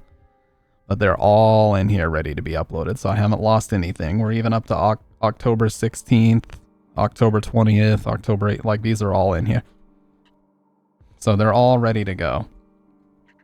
I basically just have to pull the trigger and set them to public. And we're done, you know?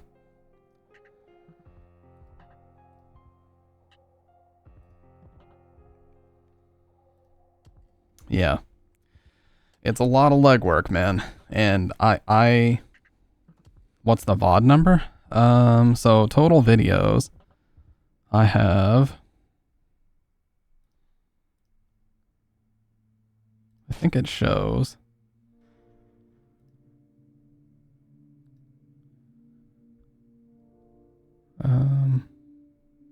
Does it really not show how many? Can I filter it?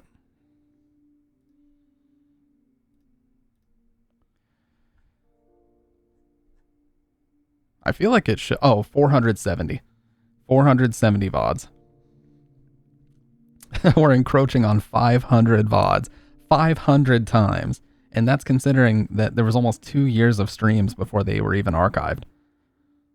It's crazy, man. It is insane. Right, but remember, Dr. Red, I've got 22 to go. So I would be at 492 if every single one was uploaded. Plus tonight, I would actually be at 493. So.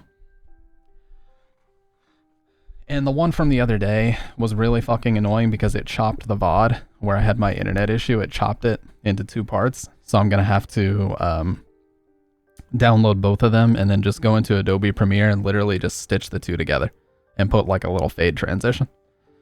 So that one's going to have to do like the most minor editing in the world, and I'll just put a little annotation saying, sorry, had modem issues here. So part 2 of the stream starts now. You're at 741. Good Lord. Yeah, but you were archiving way before me, right? I think you were archiving way before I was. If you consider the fact that there's 2 years of missing streams, I would probably be about there too. And that's what I hate so much, is like there were so many good streams back then that are just gone forever. I hate that so much, dude. I can't even think about it too much because it just pisses me off to think about it. It's like one of those situations where I wish I could go back and slap the shit out of myself and be like, why are you not putting in the effort to make a VOD channel? It's so easy. Because I didn't know at the time. I thought at the time you had to physically download every video and like edit it yourself and then upload it. I didn't realize that you could just like turn on exporting to YouTube and it was a 2-click situation where it would send the whole VOD over there. I didn't even know that existed as an option. If I knew that, things would have been different, but at least now I know.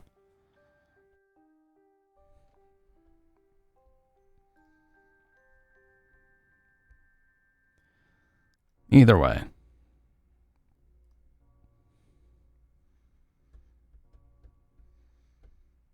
Yeah, and the quality is good. Like, you don't notice like a drop off in quality or anything. I actually think the quality is great when you do it that way. Yep. And my thumbnails are very simple. I literally use MS Paint 3D to make my thumbnails. It's so easy because they let you do red arrows. You can do text. All I do is impact text with the date over some generic art that I pulled off of Google, and usually some stupid algorithm red arrows pointing around. Like, here's what's hilarious, you guys. You want to know what's hilarious? Is the red arrows work. Okay? The red arrows fucking work. This video here that I called almost 4 hours of yapping is the only one with 2 red arrows, and it has like significantly higher views than the rest. Like, what the red arrows literally work, dude. It makes no sense. This one has red arrows, and it got, again, a spike. So it's almost like you just need to throw red arrows in for no reason, and it'll do better.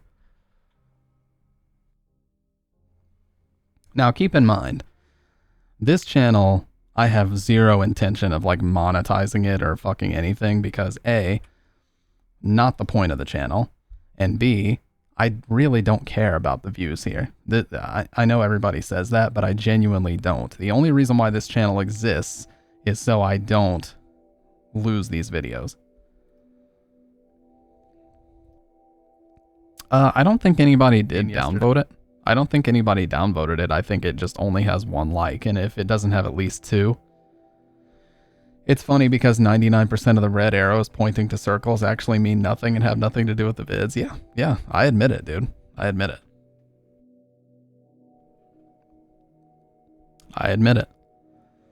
I just put red arrows in the thumbnails because I know that it increases like the algorithm thumbnail visibility, and it really works. It's absurd how well it works. You know the other thing that works?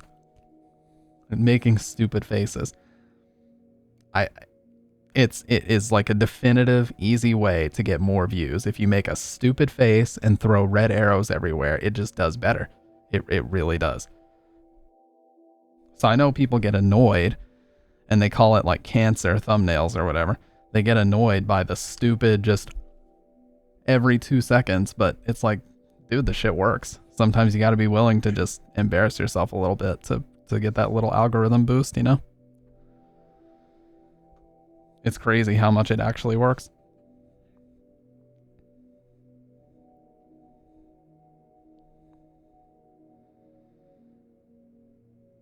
Red arrow, green impact text on the bottom, pog face, easy 3x viewers. Yeah, really.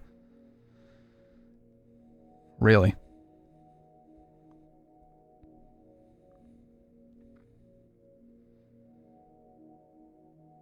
I'll tell you one thing that really annoys me about YouTube titles. The title situation that annoys me is when they say, I did this, here's what happened. I hate when they do that shit. I gave chat my credit card for 2 hours. Here's what you bought, or here's what they bought. I hate when they use that title style. I mean, it works, but it's so formulaic, dude. Like, so many fucking people do that.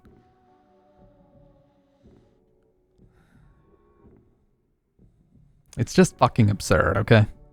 It just is.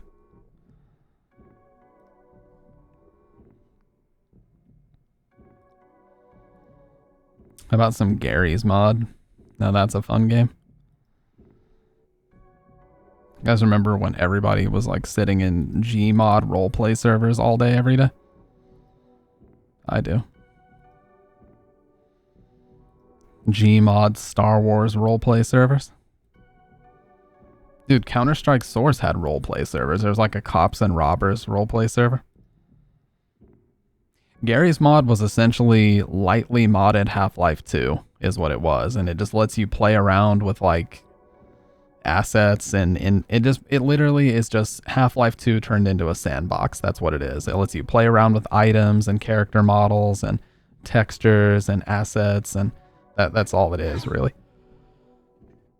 It's like Half-Life 2 turned into Minecraft in a way, you know.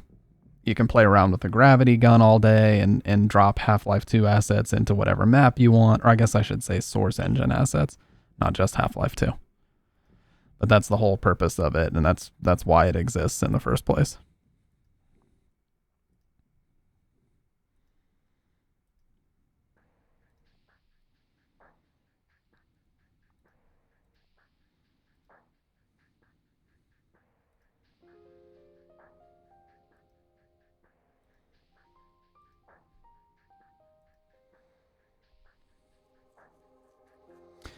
Look at Kid Behind a Camera's channel, Angry Grandpa's Son, saddest channel you'll ever see for lies, exploit, and clickbait insanity. Oh yeah, for sure. Dude, Lance Stewart was one of the worst at clickbaiting when he first came to YouTube. Like, there would be a 2-second clip in one of his vlogs. Oh my god, you guys remember the daily vlogging trend on fucking YouTube for a while, where it was like every single day they would just have to pretend that they had something interesting going on, even if they were just fucking walking around the house. They'd be like, oh my god, you guys won't believe this. I just had a breaker trip and I had to flip the breaker off and then back on. I was like, oh my god, I thought my power, like, no one gives a fuck, dude. People do this every day. I've never seen a game played so many different ways as I have with CS. Yeah, ironic since it's a mod that was meant to have a very specific game type, huh? Gary's mod was wild at times. My poor father's Dell computer exploded from me and my friends setting off nukes. Yeah. Gary's mod was so fun back in the day. Yeah, dude, Counter-Strike Source had like zombie modes, it had surfing, it had roleplay servers. Of course, you had like the 24/7 deathmatch servers that you could search. There was like pugs, pickup games that you could play for ESEA and Cal, Cyber Athlete League and ESEA, the professional league that's still around. Man, there were so many fucking different ways to play Counter-Strike for real. Yeah, the ghost attacked me in the dark. Anyways, whenever Lance Stewart would do his daily vlogs, he would basically use his girlfriend as like the thumbnail generator. Like there would be one part in the vlog where she's like, oh, my shirt or something. And then he would have her pull the shirt down and then he would take a picture of it and put it in the thumbnail. And then he would make the thumbnail like her shirt slipped down when or how. And it would be the title of the video. And you like that wouldn't even happen in the video. It's just bullshit clickbait. It's so stupid, dude.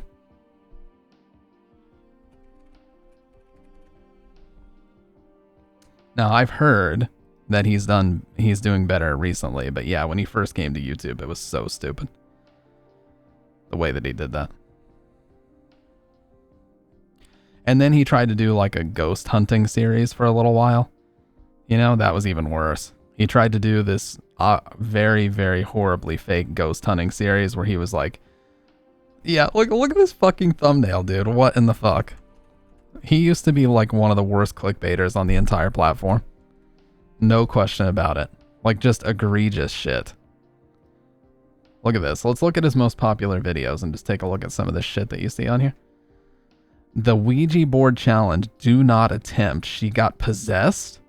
What the fuck is this thumbnail, dude? My life is in danger. Demon dragged me out of my bed. Real paranormal activity. My grandmom played Ouija board. She contacted her husband. I played the Ouija board again. Worst decision. I know, dude. It's like the shit works. So how can we... Look, you guys know Conan O'Brien? I fucking love Conan O'Brien. He's one of like my biggest inspirations in terms of self-deprecating comedy and just being a good guy. And he said it best, like, there's no reason to be cynical. There's a lot of people that look at this and they say, zero talent, this guy sucks, you know, and they're very cynical about it. But look, the shit works. We can't be upset at him for playing the game, you know. He's playing by the rules. He knows what gets the views and he knows how to manipulate the algorithm. So yeah, they're bullshit. We know that, but hey, they're just for entertainment at the end of the day. It'd be like getting pissed off at Ghost Adventures for faking things, which we know that they have to do. Otherwise, they'd have no episode. Yeah, she got attacked by a shark, and of course they show a picture of her with her tits hanging out, like, because that was so necessary, right?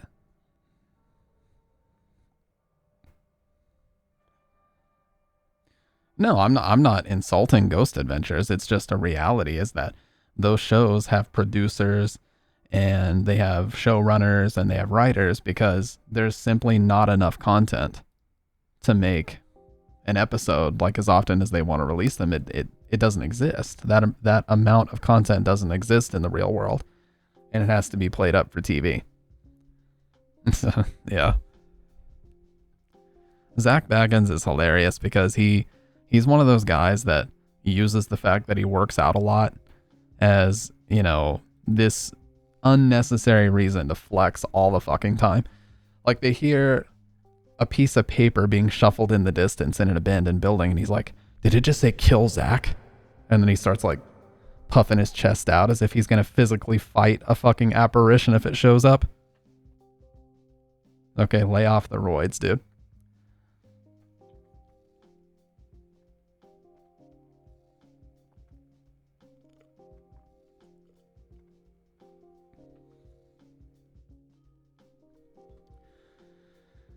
Kid behind the camera has tried gaining more and more money from his dad, making videos like, I brought back my dad with AI. That's disgusting. That is fucking disgusting. What an insult to his dad's memory to do something like that.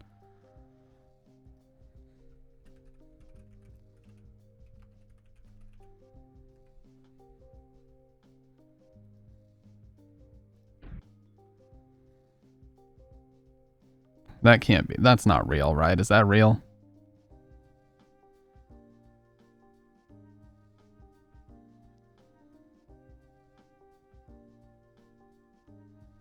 I remember kid behind the camera did this really bizarre interview with Boogie2988 one time, where Boogie just like softballed him questions the whole time and didn't press him on like any of the controversial shit that he had done. Oh my god, I got GTA 6 early. Really? We're still doing this shit? We're still making these fucking stupid videos?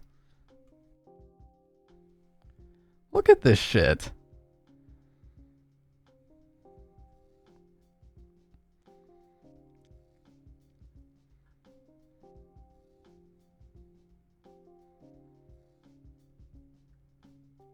I mean, his shit gets views, but I got GTA 6 early. Look at this fucking thumbnail here, dude.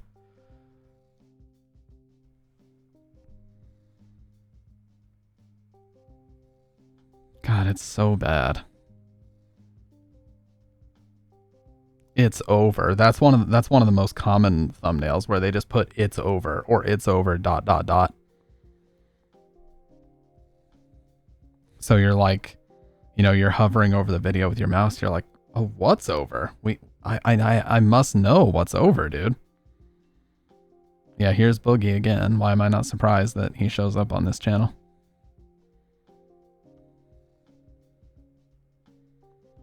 Dear God, dude. This is, yeah. You know, it's just discouraging to see stuff like that. Because, you know, of course, you want to maintain some form of integrity, but seeing what must be done in order to just manipulate the algorithm to your success is very disheartening sometimes. Because trust me, the last thing I want to do is whip out a camera while visiting family and being like, oh, my grandpa only has 1 week left, or my whatever. It seems like every time he's about to have a death in the family, he whips out the camera and starts recording it. Like, what in the fuck, dude? There were so many videos just scrolling there of like showing people with that. I'm not even gonna get into it because it's just annoying, but you guys get where I'm going with this. It's insanity.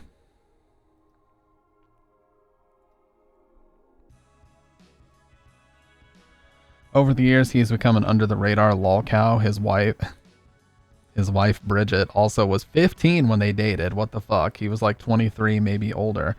And he was like, she lied to me at the time. Dude, in the old video, she was clearly a young teen and he was a grown adult. She looked nothing like an adult. Much more stuff has come out too. Wild rabbit hole. I only chuckled because I knew Bridget was going to be like, huh? I'm not talking about you. I'm talking about, or Dr. Red is talking about some weirdo on YouTube called Kid Behind a Camera.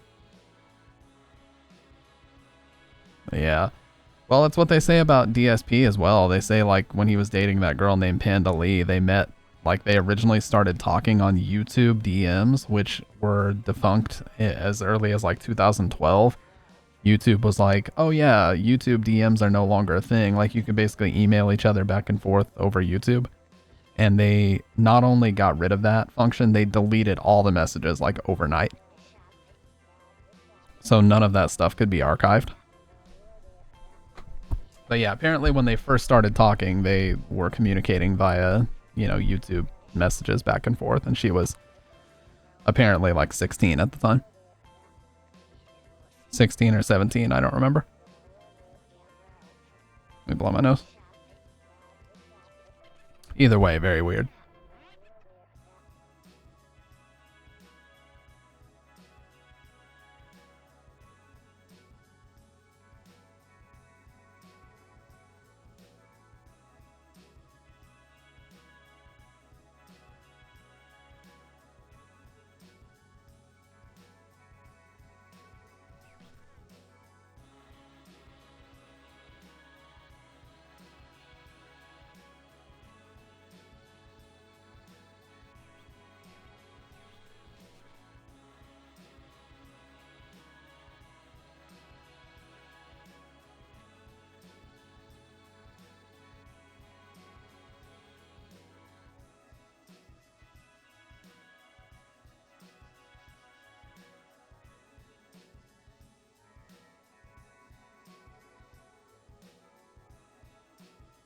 Yeah, here's the thing.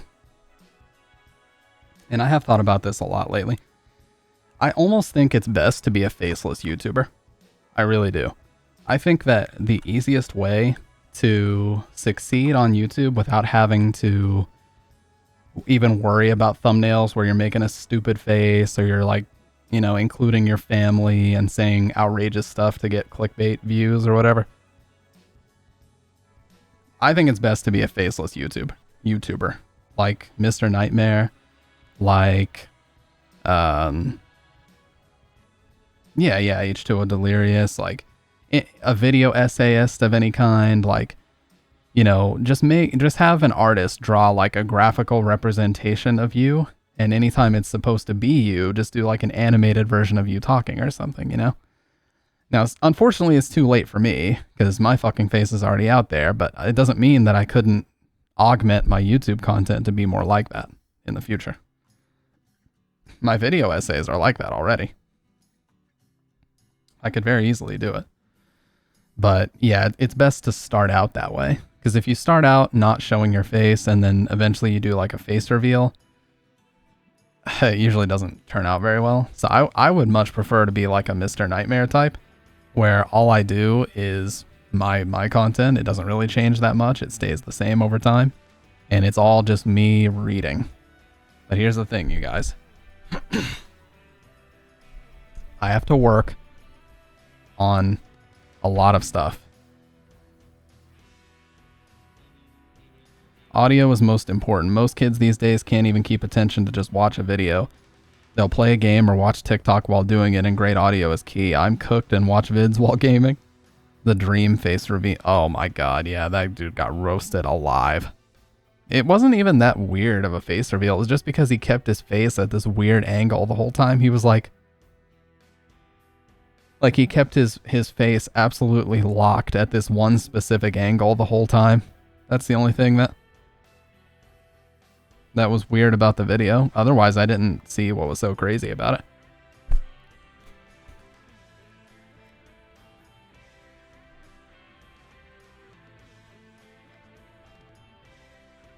Yeah, he got insulted to fucking hell and back. Yeah, he was doing a weird angle. And just the way that he dropped the mask and was also kind of weird. I like had his mouth open the whole time. I'm like, okay. That's interesting.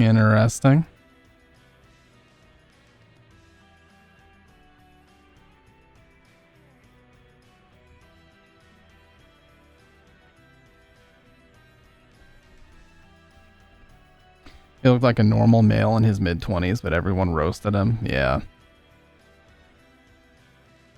Yeah, that got way out of hand, I will say. Way, way, way out of hand.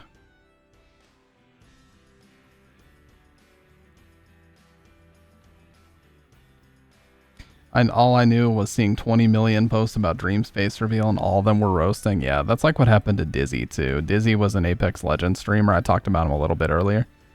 And he did a face reveal, and everybody called him ugly. And it didn't destroy his career, but you could tell it affected him a lot, and it's actually really sad to see.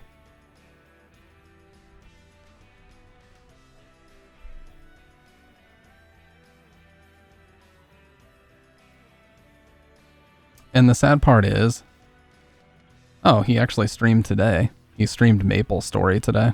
Oh, never mind, dude. His streams are doing great. Fuck am I talking about?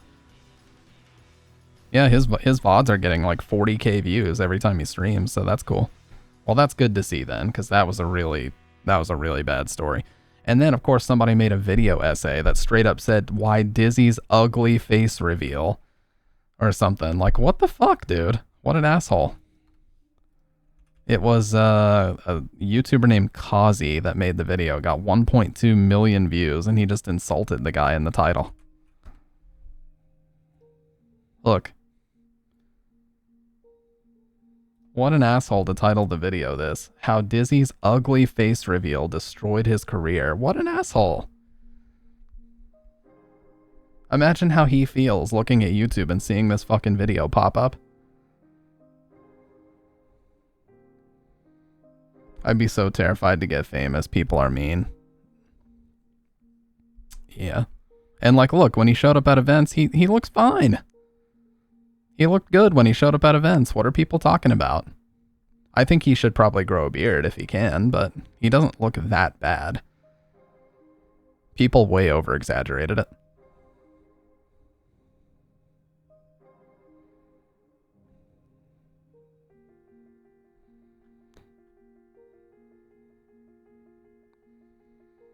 If I'm rich, I don't give a fuck if people are mean. Well, sure, but I mean, it's always gonna, like, affect you in some way. There's a lot of people who, like, when they become... Here's the thing. And again, yeah, you're gonna hear me reference Conan O'Brien a lot because I listen to him a lot, but he had a conversation with Lisa Kudrow, and they're, like, best friends. You know, she was Phoebe and Friends and everything. And they had a really long conversation about just because you get money and you're successful and you're famous and whatnot, whatever was broken before will still continue to be broken, and you're still going to have to work on that. It's not going to magically fix itself because a number in your bank account went up, or you can suddenly buy whatever you want to buy, or you have influence or anything like that. Still going to be an issue that you need to revisit and sort out. So if there's people calling him ugly, regardless of how successful he is, and you got a fucking 1.2 million view video out here that straight up says how Dizzy's ugly face reveal destroyed his career, I guarantee you he still thinks about that, and it still affects him in some way. Like, I think it's fucked up, this video title, dude. It really is. Like, it's not funny, it's actually bad. I would change that title, man. That is just... I'm not trying to tell the dude to change the title or anything, but man, that's brutal.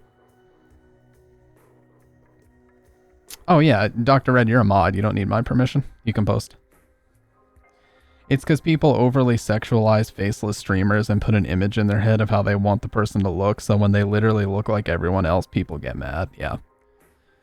Yeah, it's like, you know, you think that just because someone's really good at a game, they're gonna look like the actual fucking Giga Chad model? Like, what do you think? Why do you expect that? That makes no sense.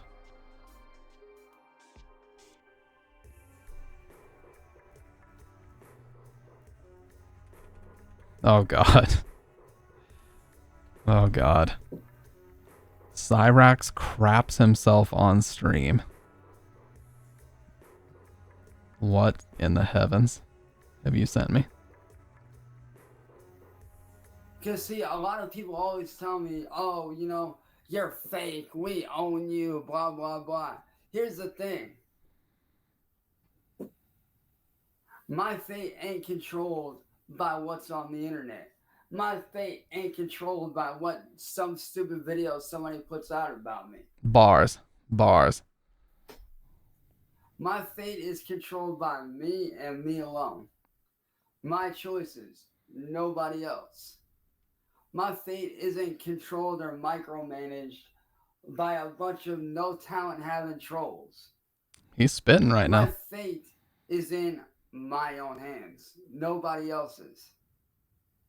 If I wanted to, and I'll be straight up honest, if I wanted to, I could delete this channel tomorrow and start a brand new channel. And within 2 months, hell, maybe even a few weeks, I can make a whole new channel and have well over 1,000 subs. You know what's insane? He's actually right. He's actually right. People, here's the thing. Lolcows Keemstar, I'm going to give Keemstar credit because he identified this perfectly and he articulated it perfectly. Lolcows have more of an audience than most people can dream of. They have an audience at their beck and call who will search their name and tell everyone they know about them, and their word of mouth is exponentially higher than most streamers could ever dream of. Like, they don't understand the power that is behind their name on the internet. And if they were to monetize it and use it correctly, they could be very successful people. And Keemstar identified that, and he's like, you guys are amazing entertainers, just not in the way that you would like to be. You know, yes, you're being laughed at, but you need to learn how to capitalize off that and monetize that. So yeah, Cyrax is saying this, but he's actually right. He probably would get 1,000 subs in a day, because every 4chan thread and every, you know, Kiwi Farms and all that shit would say, Cyrax has a new channel, everybody go check it out so we can laugh at him. He'd probably get 5,000 subs in a day. Within minutes. And I've proven that I can do that. And I have done it. But not for the reasons he thinks it's because he's talented, but unfortunately that's not the case. I'm one to talk, I'm not either, but hey.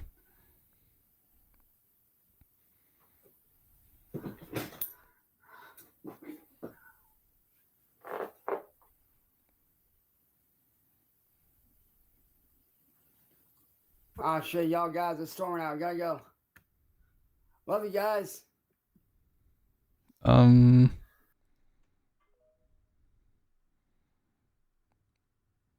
Wait, was that on the video? Love you guys.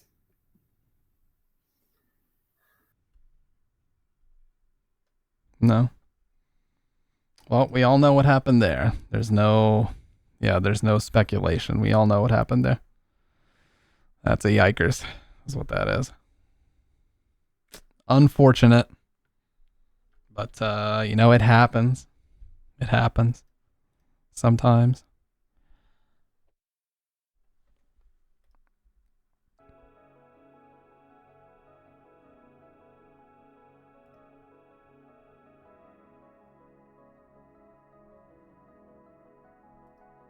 He's just like me for real. Absolutely, dude. Just like me. Anyways, yeah. What, like I said, what he's saying it in a ridiculous way, but what he's saying is true ultimately. Darkside Phil could, for whatever reason, delete his YouTube channel and start fresh on a new channel, and because there's so much word of mouth on 4chan and Kiwi Farms and all these troll websites and wherever they happen, their Discords, anywhere they happen to organize, they will. The readjustment in the chair scared me after you said he just like you. Yeah, no. I wasn't going to, you know what, just to prove a point that he's just like me, I'm just going to shit myself. How about that, guys? How about that? Because why wouldn't I? Why wouldn't I? To prove a point, why wouldn't I? Trust me, you ain't nothing like that goblin, and please never do research. I made a choice to delve into that family bush and the hellhole of lore. Oh my god, Dr. Red never says hell. He never swears, and he just typed hellhole. That's how you know this is serious. This is no joke.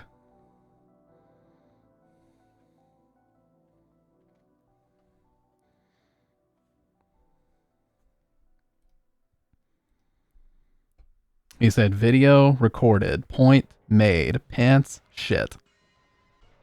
And a tsunami of W. In fact, I mean, I failed to see how it was anything but a W, that entire video.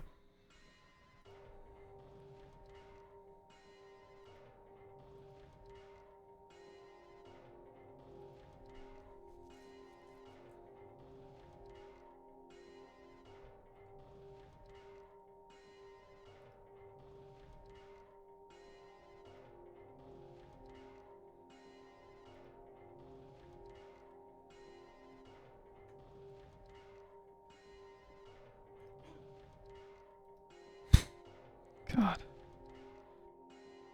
That's just insanity, dude.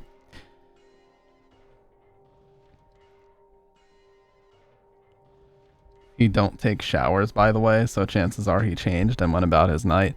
I knew a guy in school who said he only showered on Sundays. No joke. He was like, I only take a shower on Sunday. And he never elaborated further. He just said that he only showered on Sunday, and that was the beginning and end of that conversation. And I was like, okay. All right, then.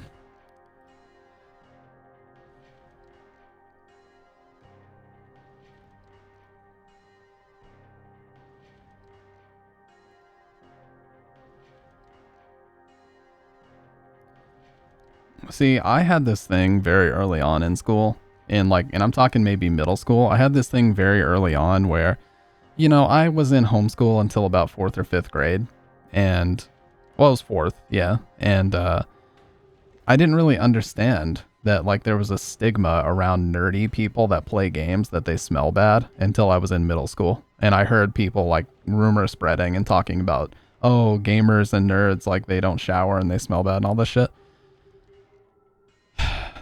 Let me just say, it's a stereotype that exists for a reason, because unfortunately, sometimes people really do. And yeah, it opens you up for a lot of bullying. So early on, I identified that if I want to make sure that I'm not the target of that, I need to come to school incredibly, smelling incredibly good.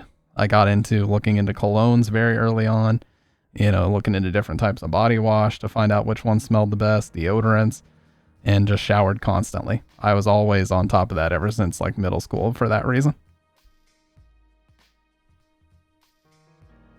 Yes, really.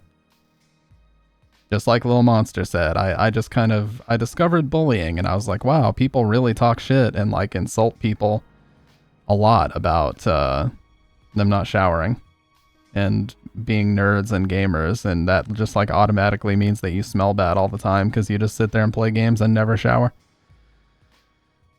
Well, Dr. Red, here's the thing.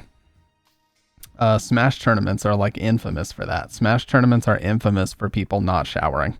They've actually had to ask people to leave convention centers and shit because they smell so bad. The Nintendo booth, I forget if it was when they were showing off Smash Ultimate in 2018, they had to close it down to identify who smelled bad and clean it before they could continue showing it to the general public. I don't know what it is about Smash players specifically. I don't know. We had a kid in my school that never showered, and it got to where the teacher had to send him to the office. What?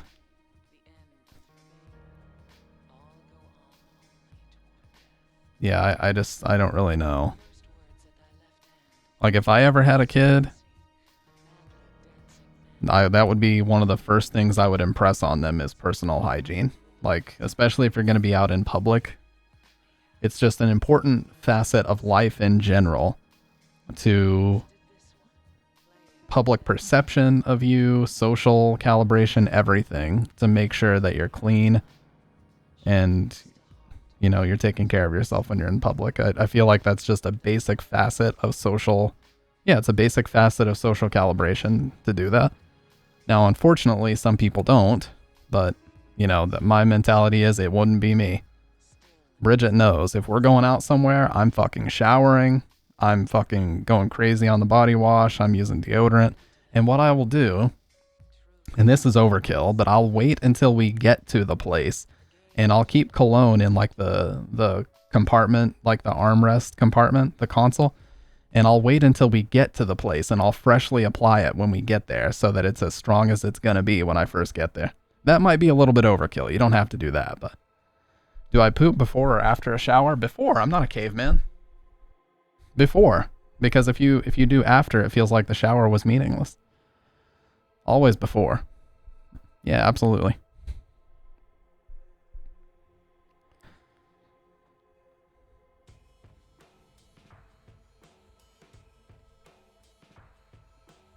I found my people, yes. It's doing it after is just bizarre because again, it's the shower was meaningless. What was the point? It almost feels like I need to shower again.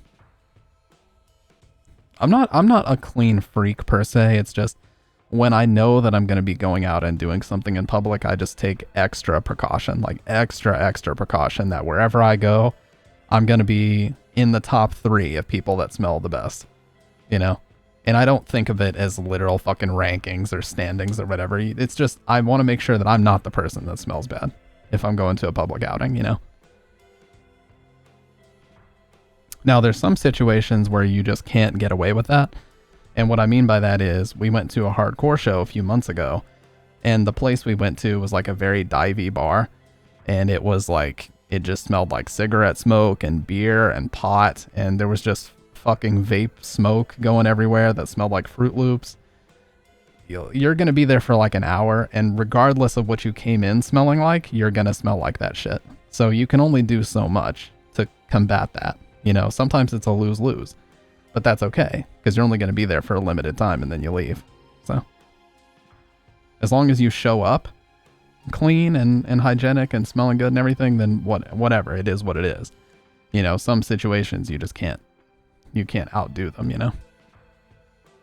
If it's a fucking sweaty, crowded place where there's not much AC going on, you're just gonna sweat. And if you're somebody that sweats profusely, you gotta use some antiperspirant to prepare yourself for that. But it is what it is, you know?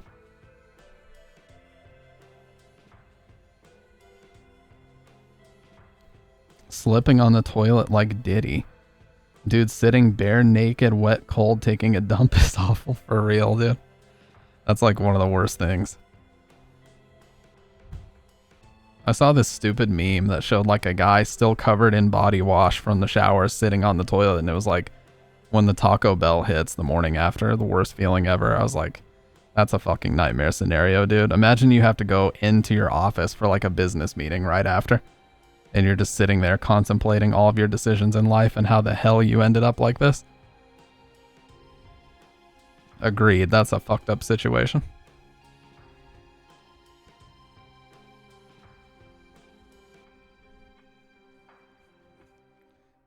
That's that shit where months, potentially even years down the line, you wake up in a cold sweat at 3 a.m. wondering, what went wrong? What happened?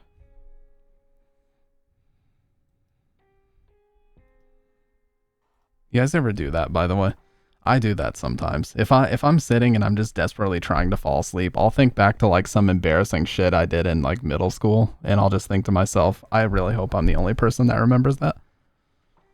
Like, chances are you probably are the only person that remembers it, because most other people it was just like a blip and then it was over. But my God, there's a few. If you eat Long John Silver's, you're just asking for an issue. Yeah. Any fried food like that, you're definitely asking for problems. And I've already talked about this before, but Long John's is so fucked up because it's so greasy and so thickly breaded in the fryer that if you wait until you get home to eat it, it's already ruined. You basically have to like keep Germ-X in your car, and you have to be the person sitting in the passenger seat, and you gotta make sure your hands are sanitary and just eat it there, because if you wait until you get home, it's just gonna be soggy and fucking horrible. You'd basically have to refry it to make it good again. Yeah, Long John's is it's something else, that's for sure.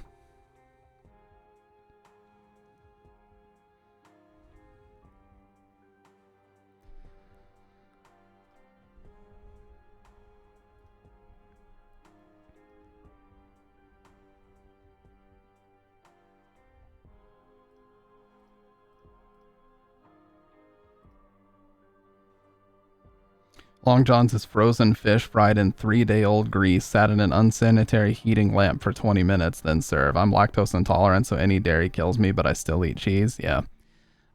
We've been using Lactaid, lactose-free milk, for a long time.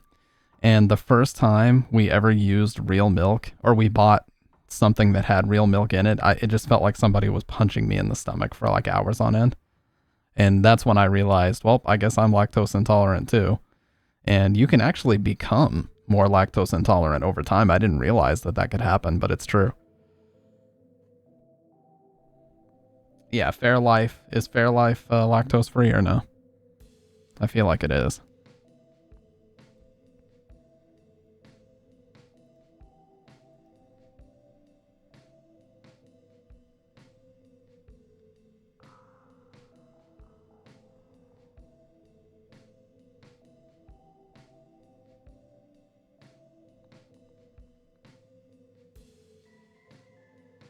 Yeah, it is. Okay. Yeah, that's... Did you know Fairlife is owned by Coca-Cola? I found that out the other day. Yeah, they acquired Fairlife. It's actually on Coca-Cola.com. Fairlife Ultra Filtered High Protein Milk. A $650 million investment. What a weird acquisition for for Coke to buy. Yeah, Coke bought it. I still eat dairy to claim dominance over my body because best believe I'm not letting my body tell me I'm not eating cheese. Yeah, I can still eat cheese when I eat carnivore. You just have to make sure it's a very specific type. It has to be organic. It has to be usually Kerrygold or something that's grass-fed. You have to be very particular. You can't just use like Kraft. You can cheat and use Kraft occasionally, but we all know that Kraft has bullshit in it.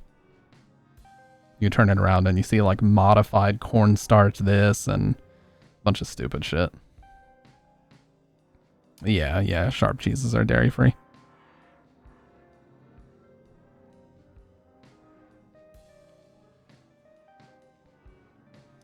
Oh my god, here we go. Sometimes I can beat the demons in my stomach and not enter it on the defense diary state. Was that Biden hissing like a fucking rattlesnake? That's what it sounded like. Hey, no problem, monster. Damn, I could go for some pizza rolls too. That was just Biden hissing at like a rattlesnake in defense, dude. Man, I haven't had pizza rolls in forever. I used to destroy pizza rolls in college, no lie. Because you could just pop them in the microwave. They were soggy as fuck and they're way better in the oven, but I would microwave them, just destroy those things. Horrible heartburn, but I didn't care, it was food. My diet back then was like Doritos, fucking pizza rolls, and ramen. Worst diet imaginable, but of course when you're like 17 you can get away with it.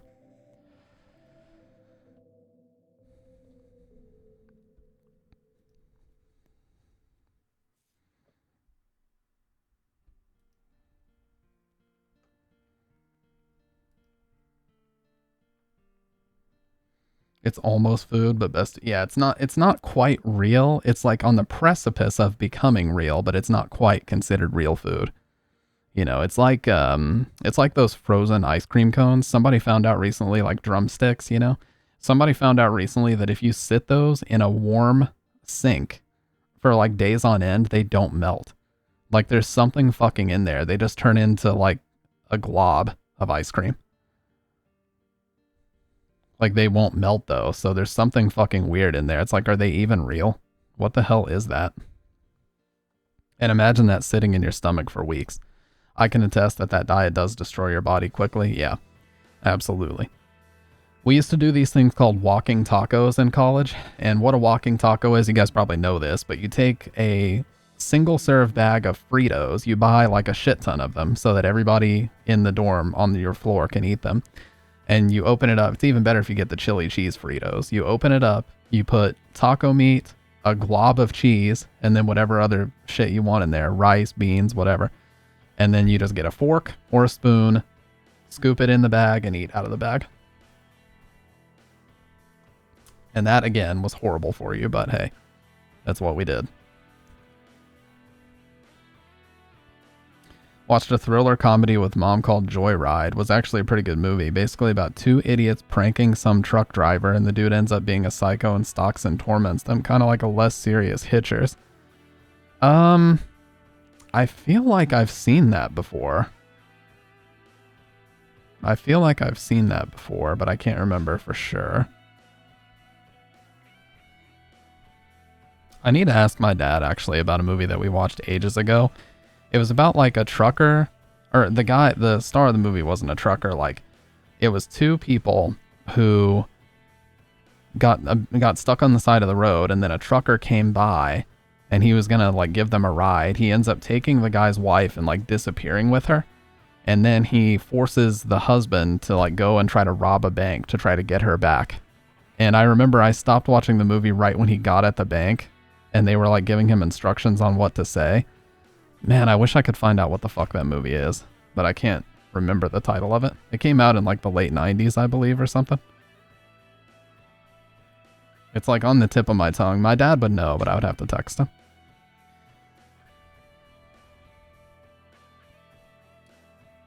Actually, you know what? I'll send him a voice message right now.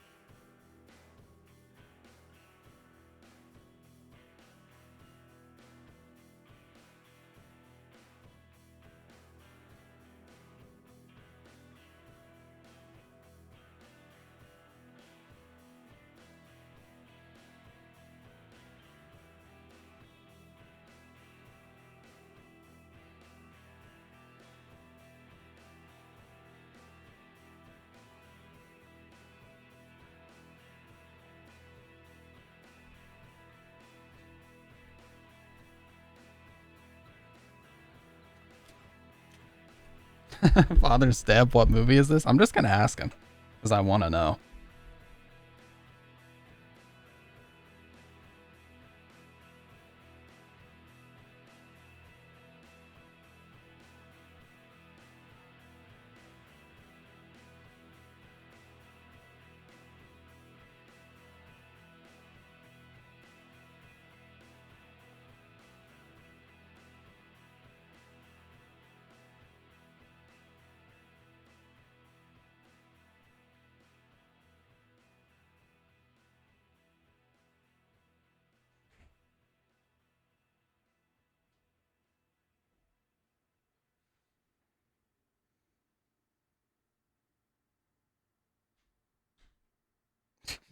I'm sorry, guys. Anyways, let me send this off.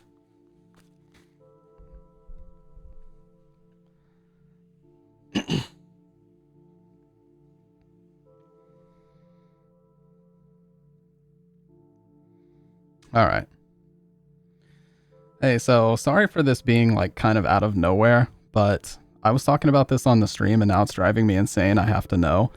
We watched a movie years and years and years ago. I'm talking like maybe 2005. I never finished the movie, but it was something like a trucker picking up some guy's wife and then he disappears with her.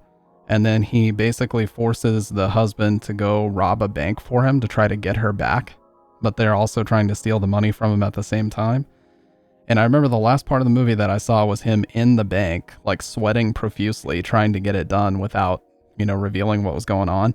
Can you please tell me what the name of that movie is before I lose my shit? Because I've been trying to figure it out for like weeks and I can't remember. And at this point, I've given up trying to research it. I know you know, but yeah, if you do, please let me know.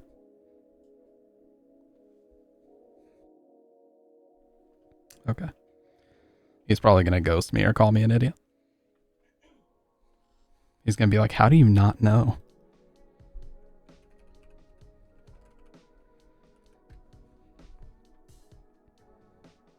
For some reason, I feel like Burt Reynolds was in it. He may not have been. But for some reason, I feel like he was in it in like the 90s or something.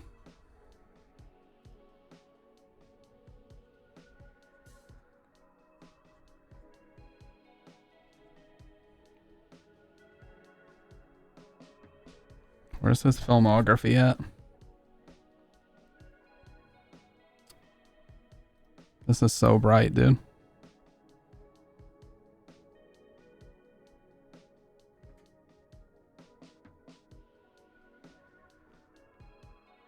Driven? Nope, that's a racing movie. That's 2001 anyway, that wouldn't be it.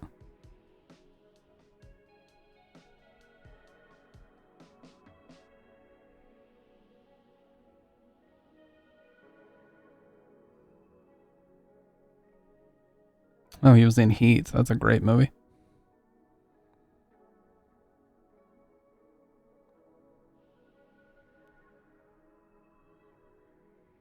Yeah, I don't see it. It wasn't him.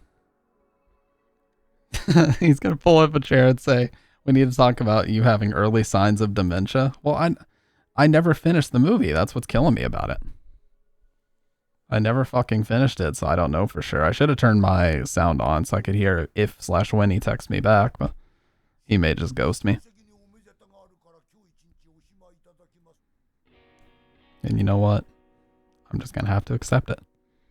I'm gonna have to accept my own ghosting.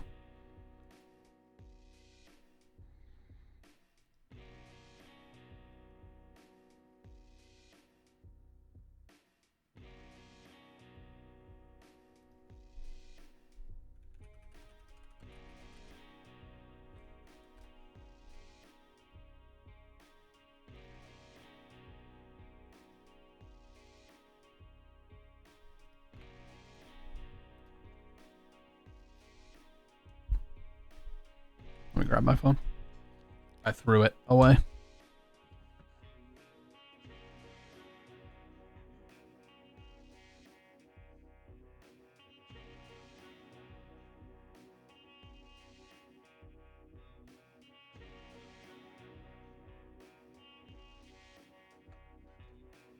Not in the trash, just on my bed. But yeah. The message disappeared, so I know that he read it, but he has not responded. Anyways, I'm sure it'll come up, but that's one that really reminded me of it when you talked about Joyride. I thought about that movie instantly. I didn't know if it was the same thing or not. Apparently it's not, but yeah.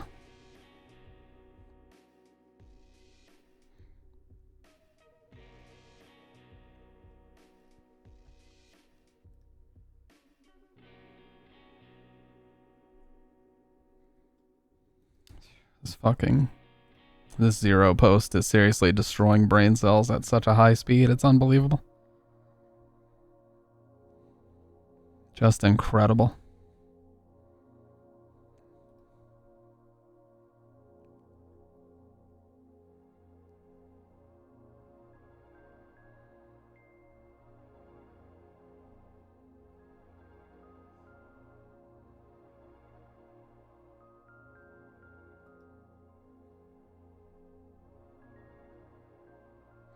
Is the movie Bank Robber?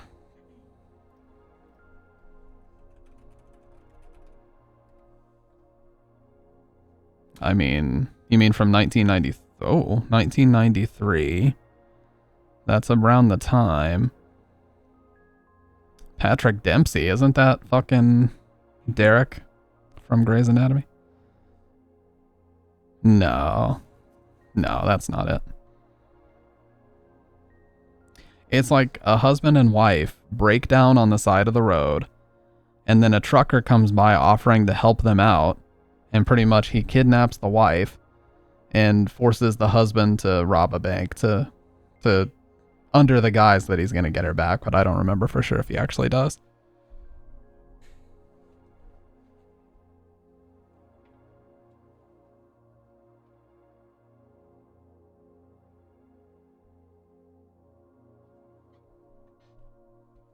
Because again, I never finished the fucking movie. Breakdown? Let's see. 1997 Breakdown.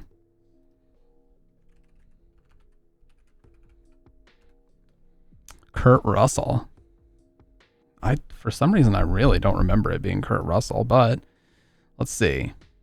A man searches for his missing wife after his car breaks down in the middle of the desert. That definitely sounds right.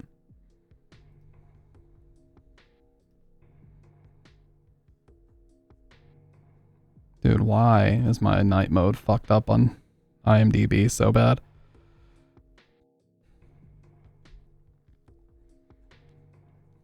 Oh, yeah, this is it. Let's go. This is it. Storyline. Jeff and Amy Taylor are moving to California and must drive across the country. When they find themselves stranded in the middle of a desert with hardly anyone or anything around, their trip comes to a sudden halt, Amy had taken a ride with a friendly trucker to a small diner to call for help, but after a long time, Jeff becomes worried. He finds that no one in the diner has seen or heard from his wife. When he finds the trucker who gave Amy the ride, the trucker swears he's never seen her. Now Jeff must attempt to find his wife, who has been kidnapped and is being held for ransom, but who can he trust? That sounds fucking awesome. I never finished this movie and I want to finish it.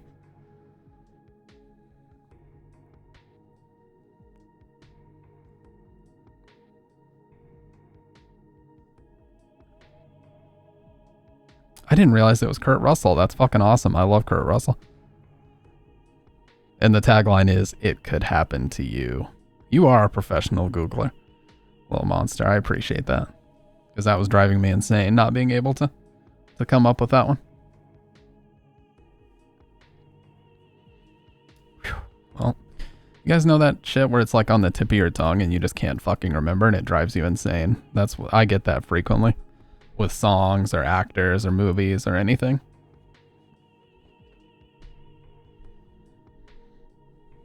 It's just the absurdity of it all, you know? I stay having to Google movies I don't remember. Yeah. Dr. Red, you said, dude, I want to find that one movie about scientists working on some kind of black goo thing. I know for a fact it's real. The beginning starts with them putting it in some container with a hamster or a rat and it killing it. For some reason, my first thought is Invasion of the Body Snatchers, but that wouldn't be it because that's like a really, really old movie. And I think it has traditional looking aliens in it.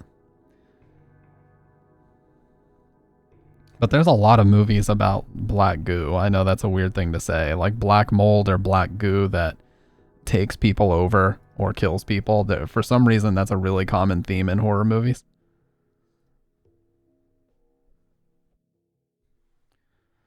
I think it's early mid 2000s movie. Yeah, it could be.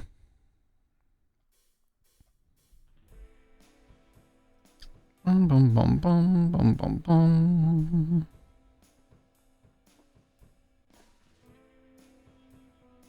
Mm-hmm, mm-hmm.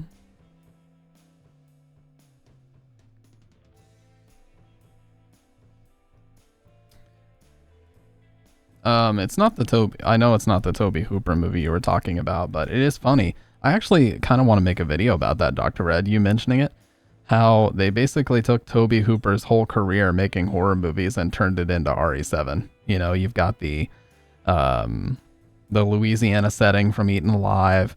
You've got the Texas Chainsaw Massacre references. You've got that movie he made in '05 about the black mold. You know, there's black mold everywhere. They literally call the enemies the molded. I think that could be a great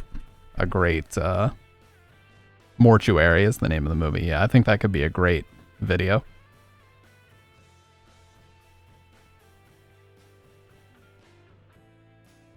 And I'm sure you could probably find more, you know? I mean, he also has a movie called Crocodile he made in the year 2000.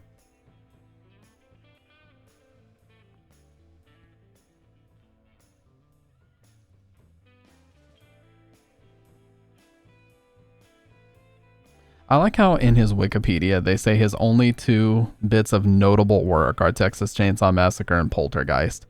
Like, dude, he made way more notable movies than that. What the hell are you on about?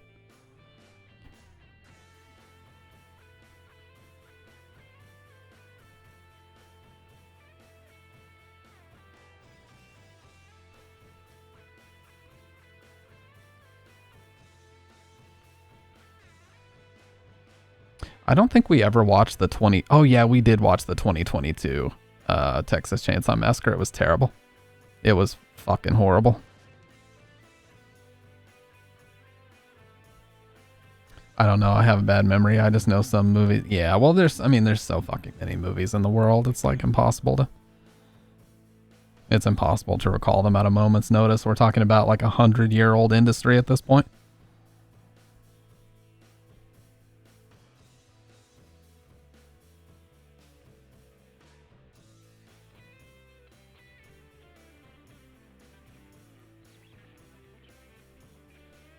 This movie was so bad, dude.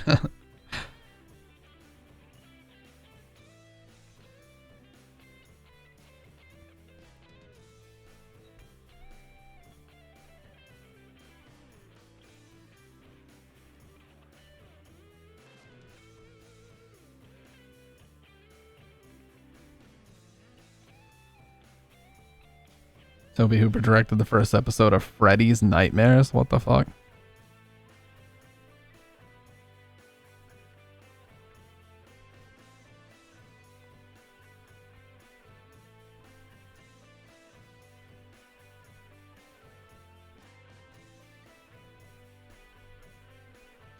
Man, I do gotta say, like, these horror franchises that have been going on since, like, the 70s and 80s, they need to stop. They need to stop trying to reboot these and bringing them back like they did, what was that one? They called it, like, Halloween Kills or something like that came out, like, last year. Or 2 years ago. 3 years ago now. I can't believe it's 3 years old, but... yeah, like, they've gotta stop bringing back these fucking... characters. Like, they've done, I mean, the movie, you want to know why they won't stop doing it? Here, right the fuck here is why they won't stop doing it. Because the movie made $140 million against like a $40 million budget. That's why they'll never stop doing it. Right here. This is why they'll never stop doing this shit. Budget of $20 million, and it brought in $133 million. So almost 6 times the budget in profit.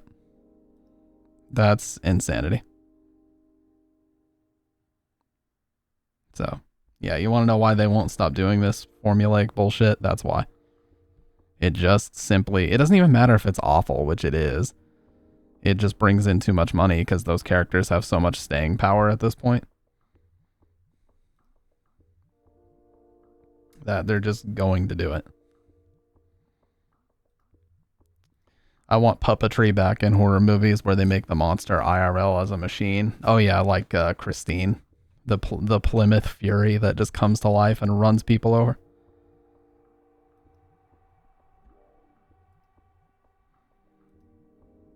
Or not quite like that. That's kind of a very different example than what you were talking about.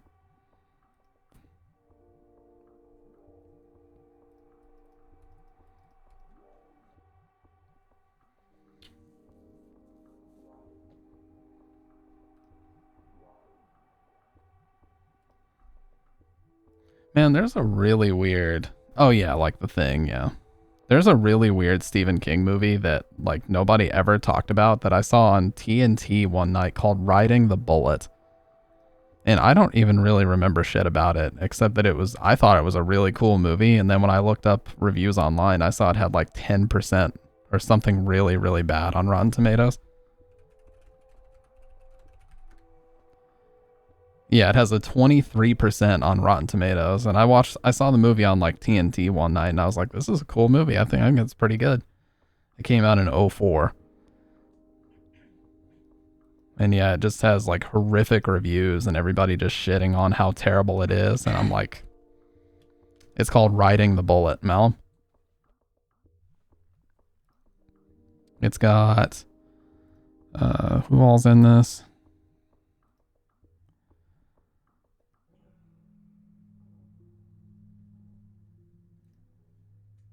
It is John Jackson, David Arquette, and Cliff Robertson. It stars Jonathan Jackson. What a name. It's the most generic name you'll ever hear in your life.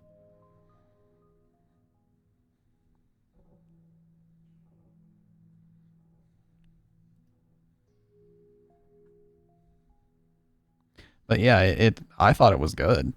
And the box office, it didn't do well. It only made like $264,000. And, yeah, I guess because it didn't do well.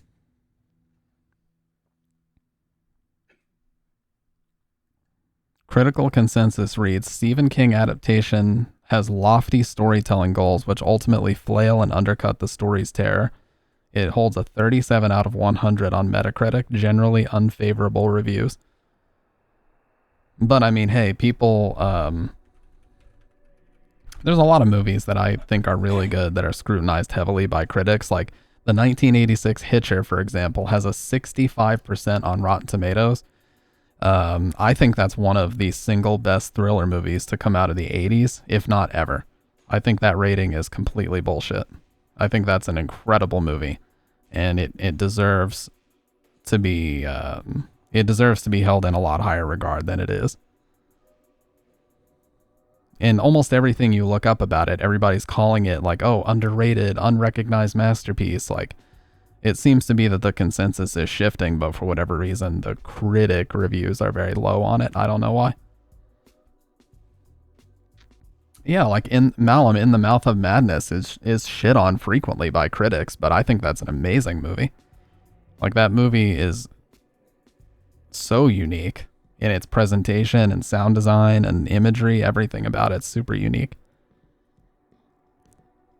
Rutger Hauer in The Hitcher is like at the peak of his career. Like, he was amazing in this movie.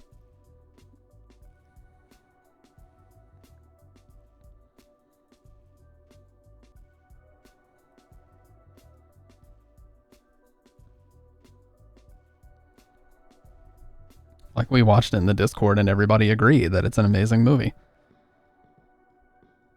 Yeah, Prince of Darkness is great. I don't know, man. You know, the critics shat all over The Matrix, too. Now, one thing I do agree with critics on is that they should have never made The Matrix Reloaded or Revolutions. I think those movies were terrible. But I think the first movie is still, you know, very relevant and kind of thought-provoking to this day. Reloaded is good. It's like a decent action movie, but Revolutions I can't even stand to sit through most times, to be honest with you. That one just drives me up the wall. It's like Dark Knight Rises, you know. It's at the end of the trilogy, so I might as well watch it, but unless I really, just for whatever reason, am in the mood, I'll usually skip it. Yeah, you know, you can't really listen to critics too much in that type of instance. Yeah, and Keanu Reeves' acting in Reloaded is so... It's like, it's not even acting, it's just non-acting. He just says everything in a monotone, straight to the point voice. You know, it's as if he's just stoic, and he just has it all figured out. It's like there's no humanity whatsoever in his performance after the first movie. Very bizarre.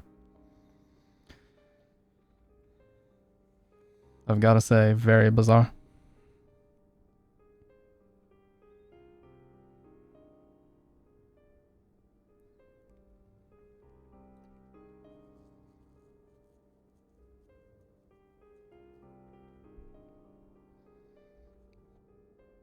Everyone wears those silly sunglasses. Yeah, it's like they just lean so far into the trench coats and sunglasses thing for some reason.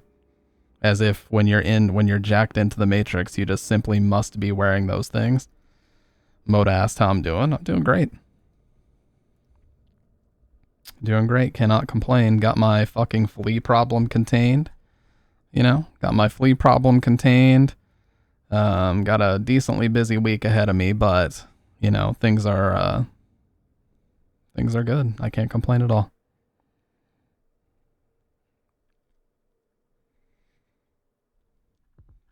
Moving right along to turning 30 in late December. Speed Racer is under... Are you talking about like the 2009 Speed Racer? With the guy from Lost in it? Yeah, well, mine came out of nowhere. 2008. Mine came out of nowhere because both of my cats are indoor. Like, they never leave. So I hear that fleas are just really bad.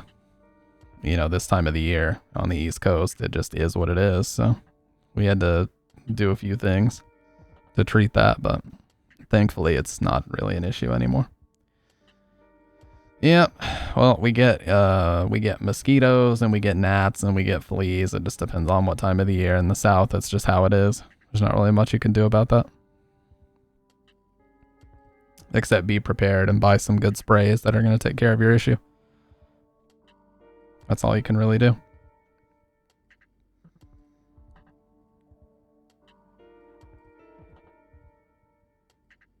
See, I'm still coming to terms with the fact that movies that I remember coming out brand new are getting to be 20 years old now. Like, when I was old enough to understand that a big movie, like a big sequel was coming out. Like I remember when Matrix Reloaded came out, I was like 10, I was 9 years old when that came out. And I remember the hype. I remember seeing like a big line at our local movie theater. Everybody was just so fucking excited to see it. And that movie turned 20 this year. That is just racking my brain, dude. I get that it's how time works. It's not like it's shocking. It's just, man, it really starts to hit you at a certain point how old you're getting, you know? And I don't like it. I don't fucking like it.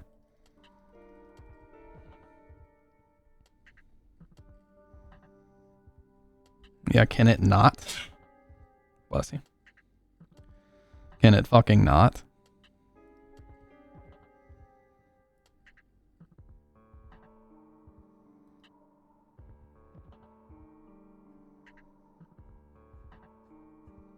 Digging through wiki trying. Oh, you're talking about the movie with the black goo. Now I want to watch something spooky. Well, I said, you know, after we watched Texas Chainsaw Massacre, I said we need to do more watch parties. Like, just because October's over, it doesn't mean we can't continue to do that. I actually really like doing that every Friday night, to be honest with you. I love watching scary stuff in the Discord. I actually would love to watch Mortuary, the Tobe Hooper movie from '05. I would absolutely love to watch that.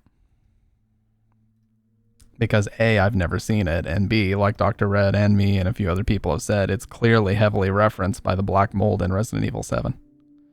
So I'd love to see it. Man, it's about to be October 28th. Holy shit. So I figure Silent Hill 1. You know what? We have the 28th, 9th, 30th, and 31st. We could just do one game a night. You know, this whole week, we could just do one game a night. But that's a lot to do during the week. I don't know. We'll figure it out.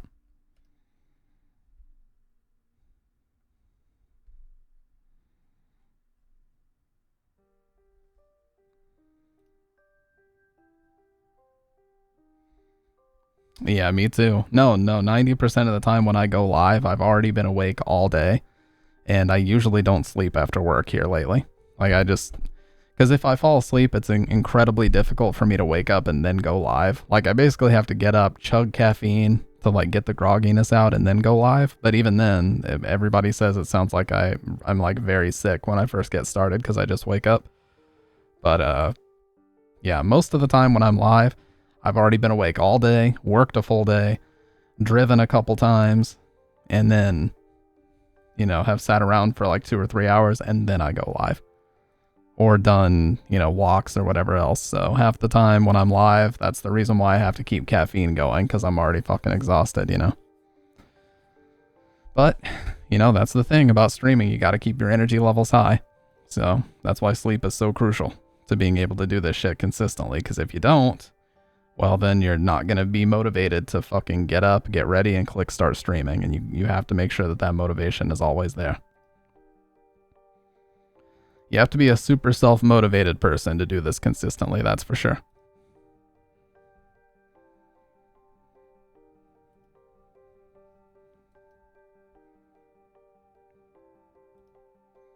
Barely motivated to wake up? I've been there. No, I've been there for sure. Oh my god, XQC uploaded a video called I'm Getting Sued Again. Oh dear god. This is a 30-minute long video.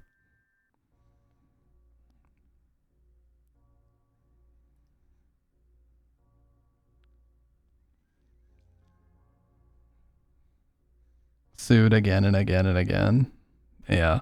I thought it was clickbait, but yeah, it turns out it's true.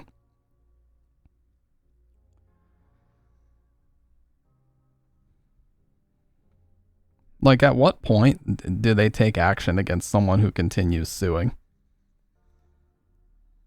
Like, is it really possible to just sue somebody in every single US state and just never face any repercussions for that? As long as you have the money to pay for it, can you genuinely just sue somebody in every single state? I wonder now. I do know we have a law called double jeopardy, which means if you've already been sued for something and absolved of it or found to not be liable, you cannot be sued for it again. So maybe that would prevent it. But maybe you could still sue for the same thing in a different state. I don't know. Maybe. I don't claim to know, but yeah, like it would be insane if she just tries to sue him in every single state and he has to fight it every time. I'm a trademark a ridiculous word and sue everyone. Yeah, if anybody even so much as fucking thinks about my word, they owe me royalties.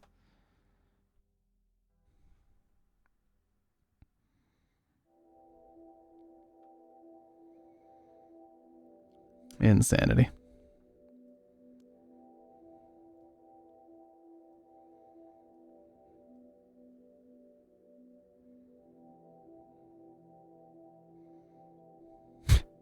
Well, yeah, I did see, because, you know, I'm not quite a degenerate Redditor, but every now and then I see some stories that have made their way to the top of Reddit. Remember when those two betas tried copywriting reaction videos? Yes, the Fine brothers. I remember that controversy. They didn't necessarily try to copyright React videos. They tried to copyright the word react on YouTube. As in, if you made a video of you reacting to things, you would owe them royalties. Now, they vehemently denied it, but like the submissions they still existed and people were able to look them up that they attempted it. So regardless of what they said, it happened. But yeah, that's the real insanity.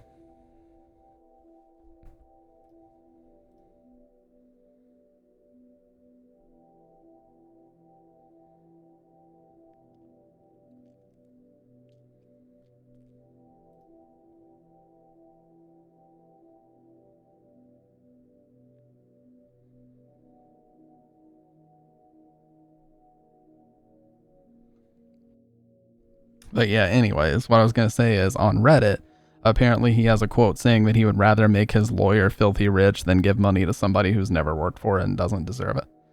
Obviously, we know who he's talking about, so.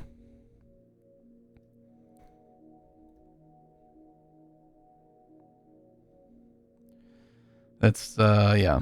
So, jeez. This dude is going to spend like the rest of his 20s and probably the bulk of his 30s fighting this shit. It's insane.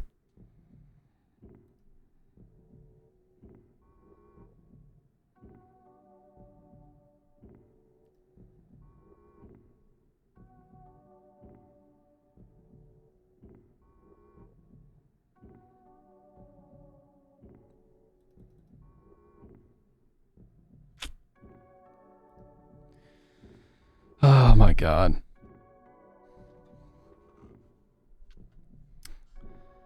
You know what though? That's why streamer relationships are so rocky. You know, there are some that have there are some people that have broken up and it's been fairly, you know, amicable and it's not been a lot of drama, but a lot of times when shit like this happens and everything is out there for the world to see, it just turns into a goddamn nightmare.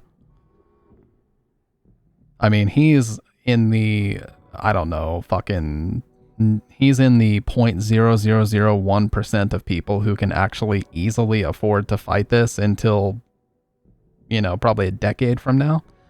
But if you weren't as wealthy as he was, imagine what type of situation you'd be put in, you know?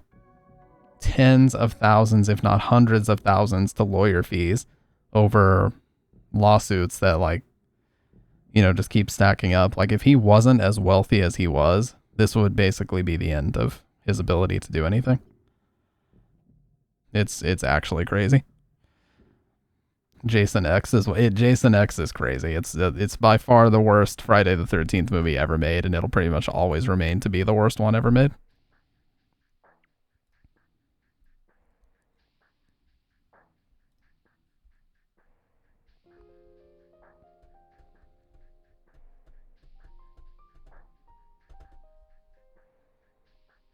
Yes, it's the one in space. It's fucking ridiculous. The second worst one is Jason Goes to Manhattan. That one's horrible.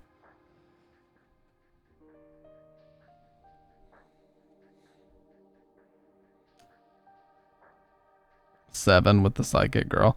Yeah, you know, it's crazy. The Saw movies were actually our Friday the 13th. As kids growing up in the 2000s, every year we got a new Saw movie in the summer, and they progressively got worse and worse. The exact same way the Friday the 13th movies, it was like 1 and 2, pretty solid.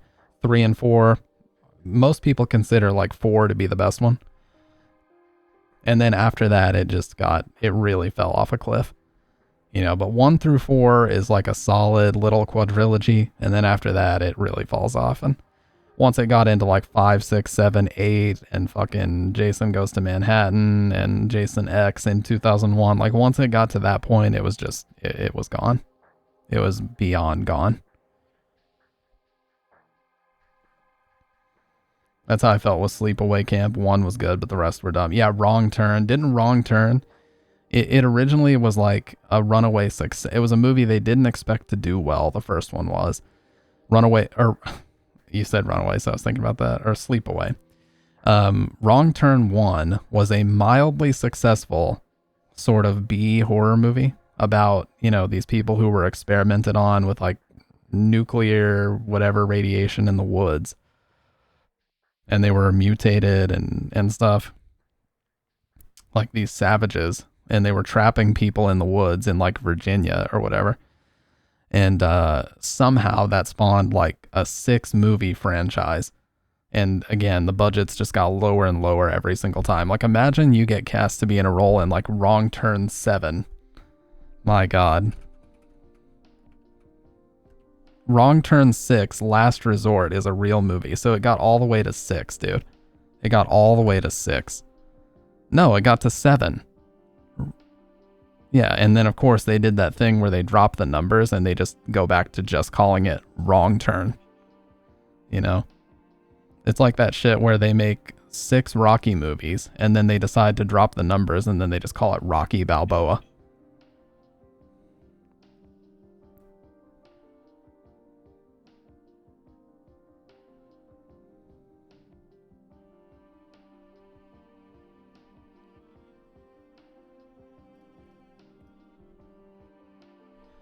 My favorite was A New Beginning with fake Jason. Thinking of radiation makes me want to watch Chernobyl Diaries again. That's a crazy movie. Or is it a documentary?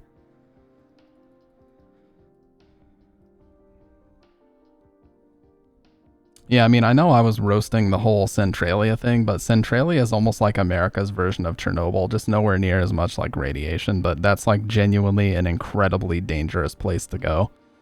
Outside of the fact that it really doesn't have anything to do with Silent Hill except for the fucking movie, it is very dangerous to go there. Like, of course, I'm sure there's like TikTokers who would love to go there and just mess around for clout, but you really should not, because there's like no structural integrity to the ground and you could fall through.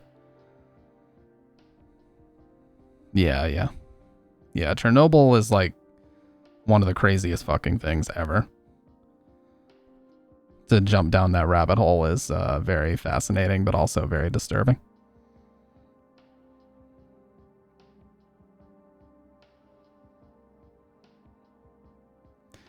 Rocky 1, a million S tier. Rocky 2, good but not needed. Rocky 3, meh. Rocky 4, fun. 5, trash. Rocky Balboa, genuinely an amazing movie directed by Stallone himself, I think. It was years later and he made a great ending for Rocky's character, so Rocky 1 and Balboa S tier. Yeah, I also like the one with Ivan Drago. Is that 4? I forget which one that is, but yeah, dude, the guy that played Ivan Drago was a beast. Holy shit. Fucking absolute beast.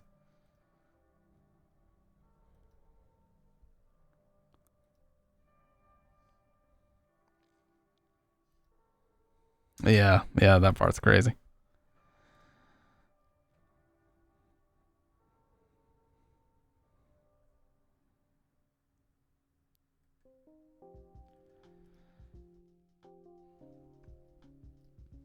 All right, so 28th, 29th, 30th. I'm trying to think. Would you guys want me to integrate the Silent Hill 2 remake into the story marathon or no? Or what we could do is 1, 2, 3, and 4, and then maybe we could expand it into like Homecoming. Even. Because like, why not? We always end October doing this anyway. We could expand it into like Homecoming or whatever else. Yeah, I'm actually about to do the same, Dr. Red, but yeah, we'll talk about it. I'll post about it in the Discord and decide, but I do have to be at work super early in the morning, so I'm going to go ahead and call it for tonight. Sorry for the fucking Yapfest, but we will get to video games. We'll play 1 through 4, and then we'll expand into the shitty ones. Yeah, like Dr. Red said, we'll expand into the shitty ones probably in December. And also, Sick Boy said he wanted me to wait till November to play Manhunt, so that'll be another one because he's going to be busy. But yeah, we'll wait. We'll do his Redemption, one of the first couple streams in November. I'll download it on PS3 and play that version because it's a lot better. With that being said, if anybody wants to join the Discord, here's the link. I know Monster already joined, but either way, I'm going to go ahead and break the chains on room 302, and I'll talk to you guys tomorrow night for sure. So, 3, 2,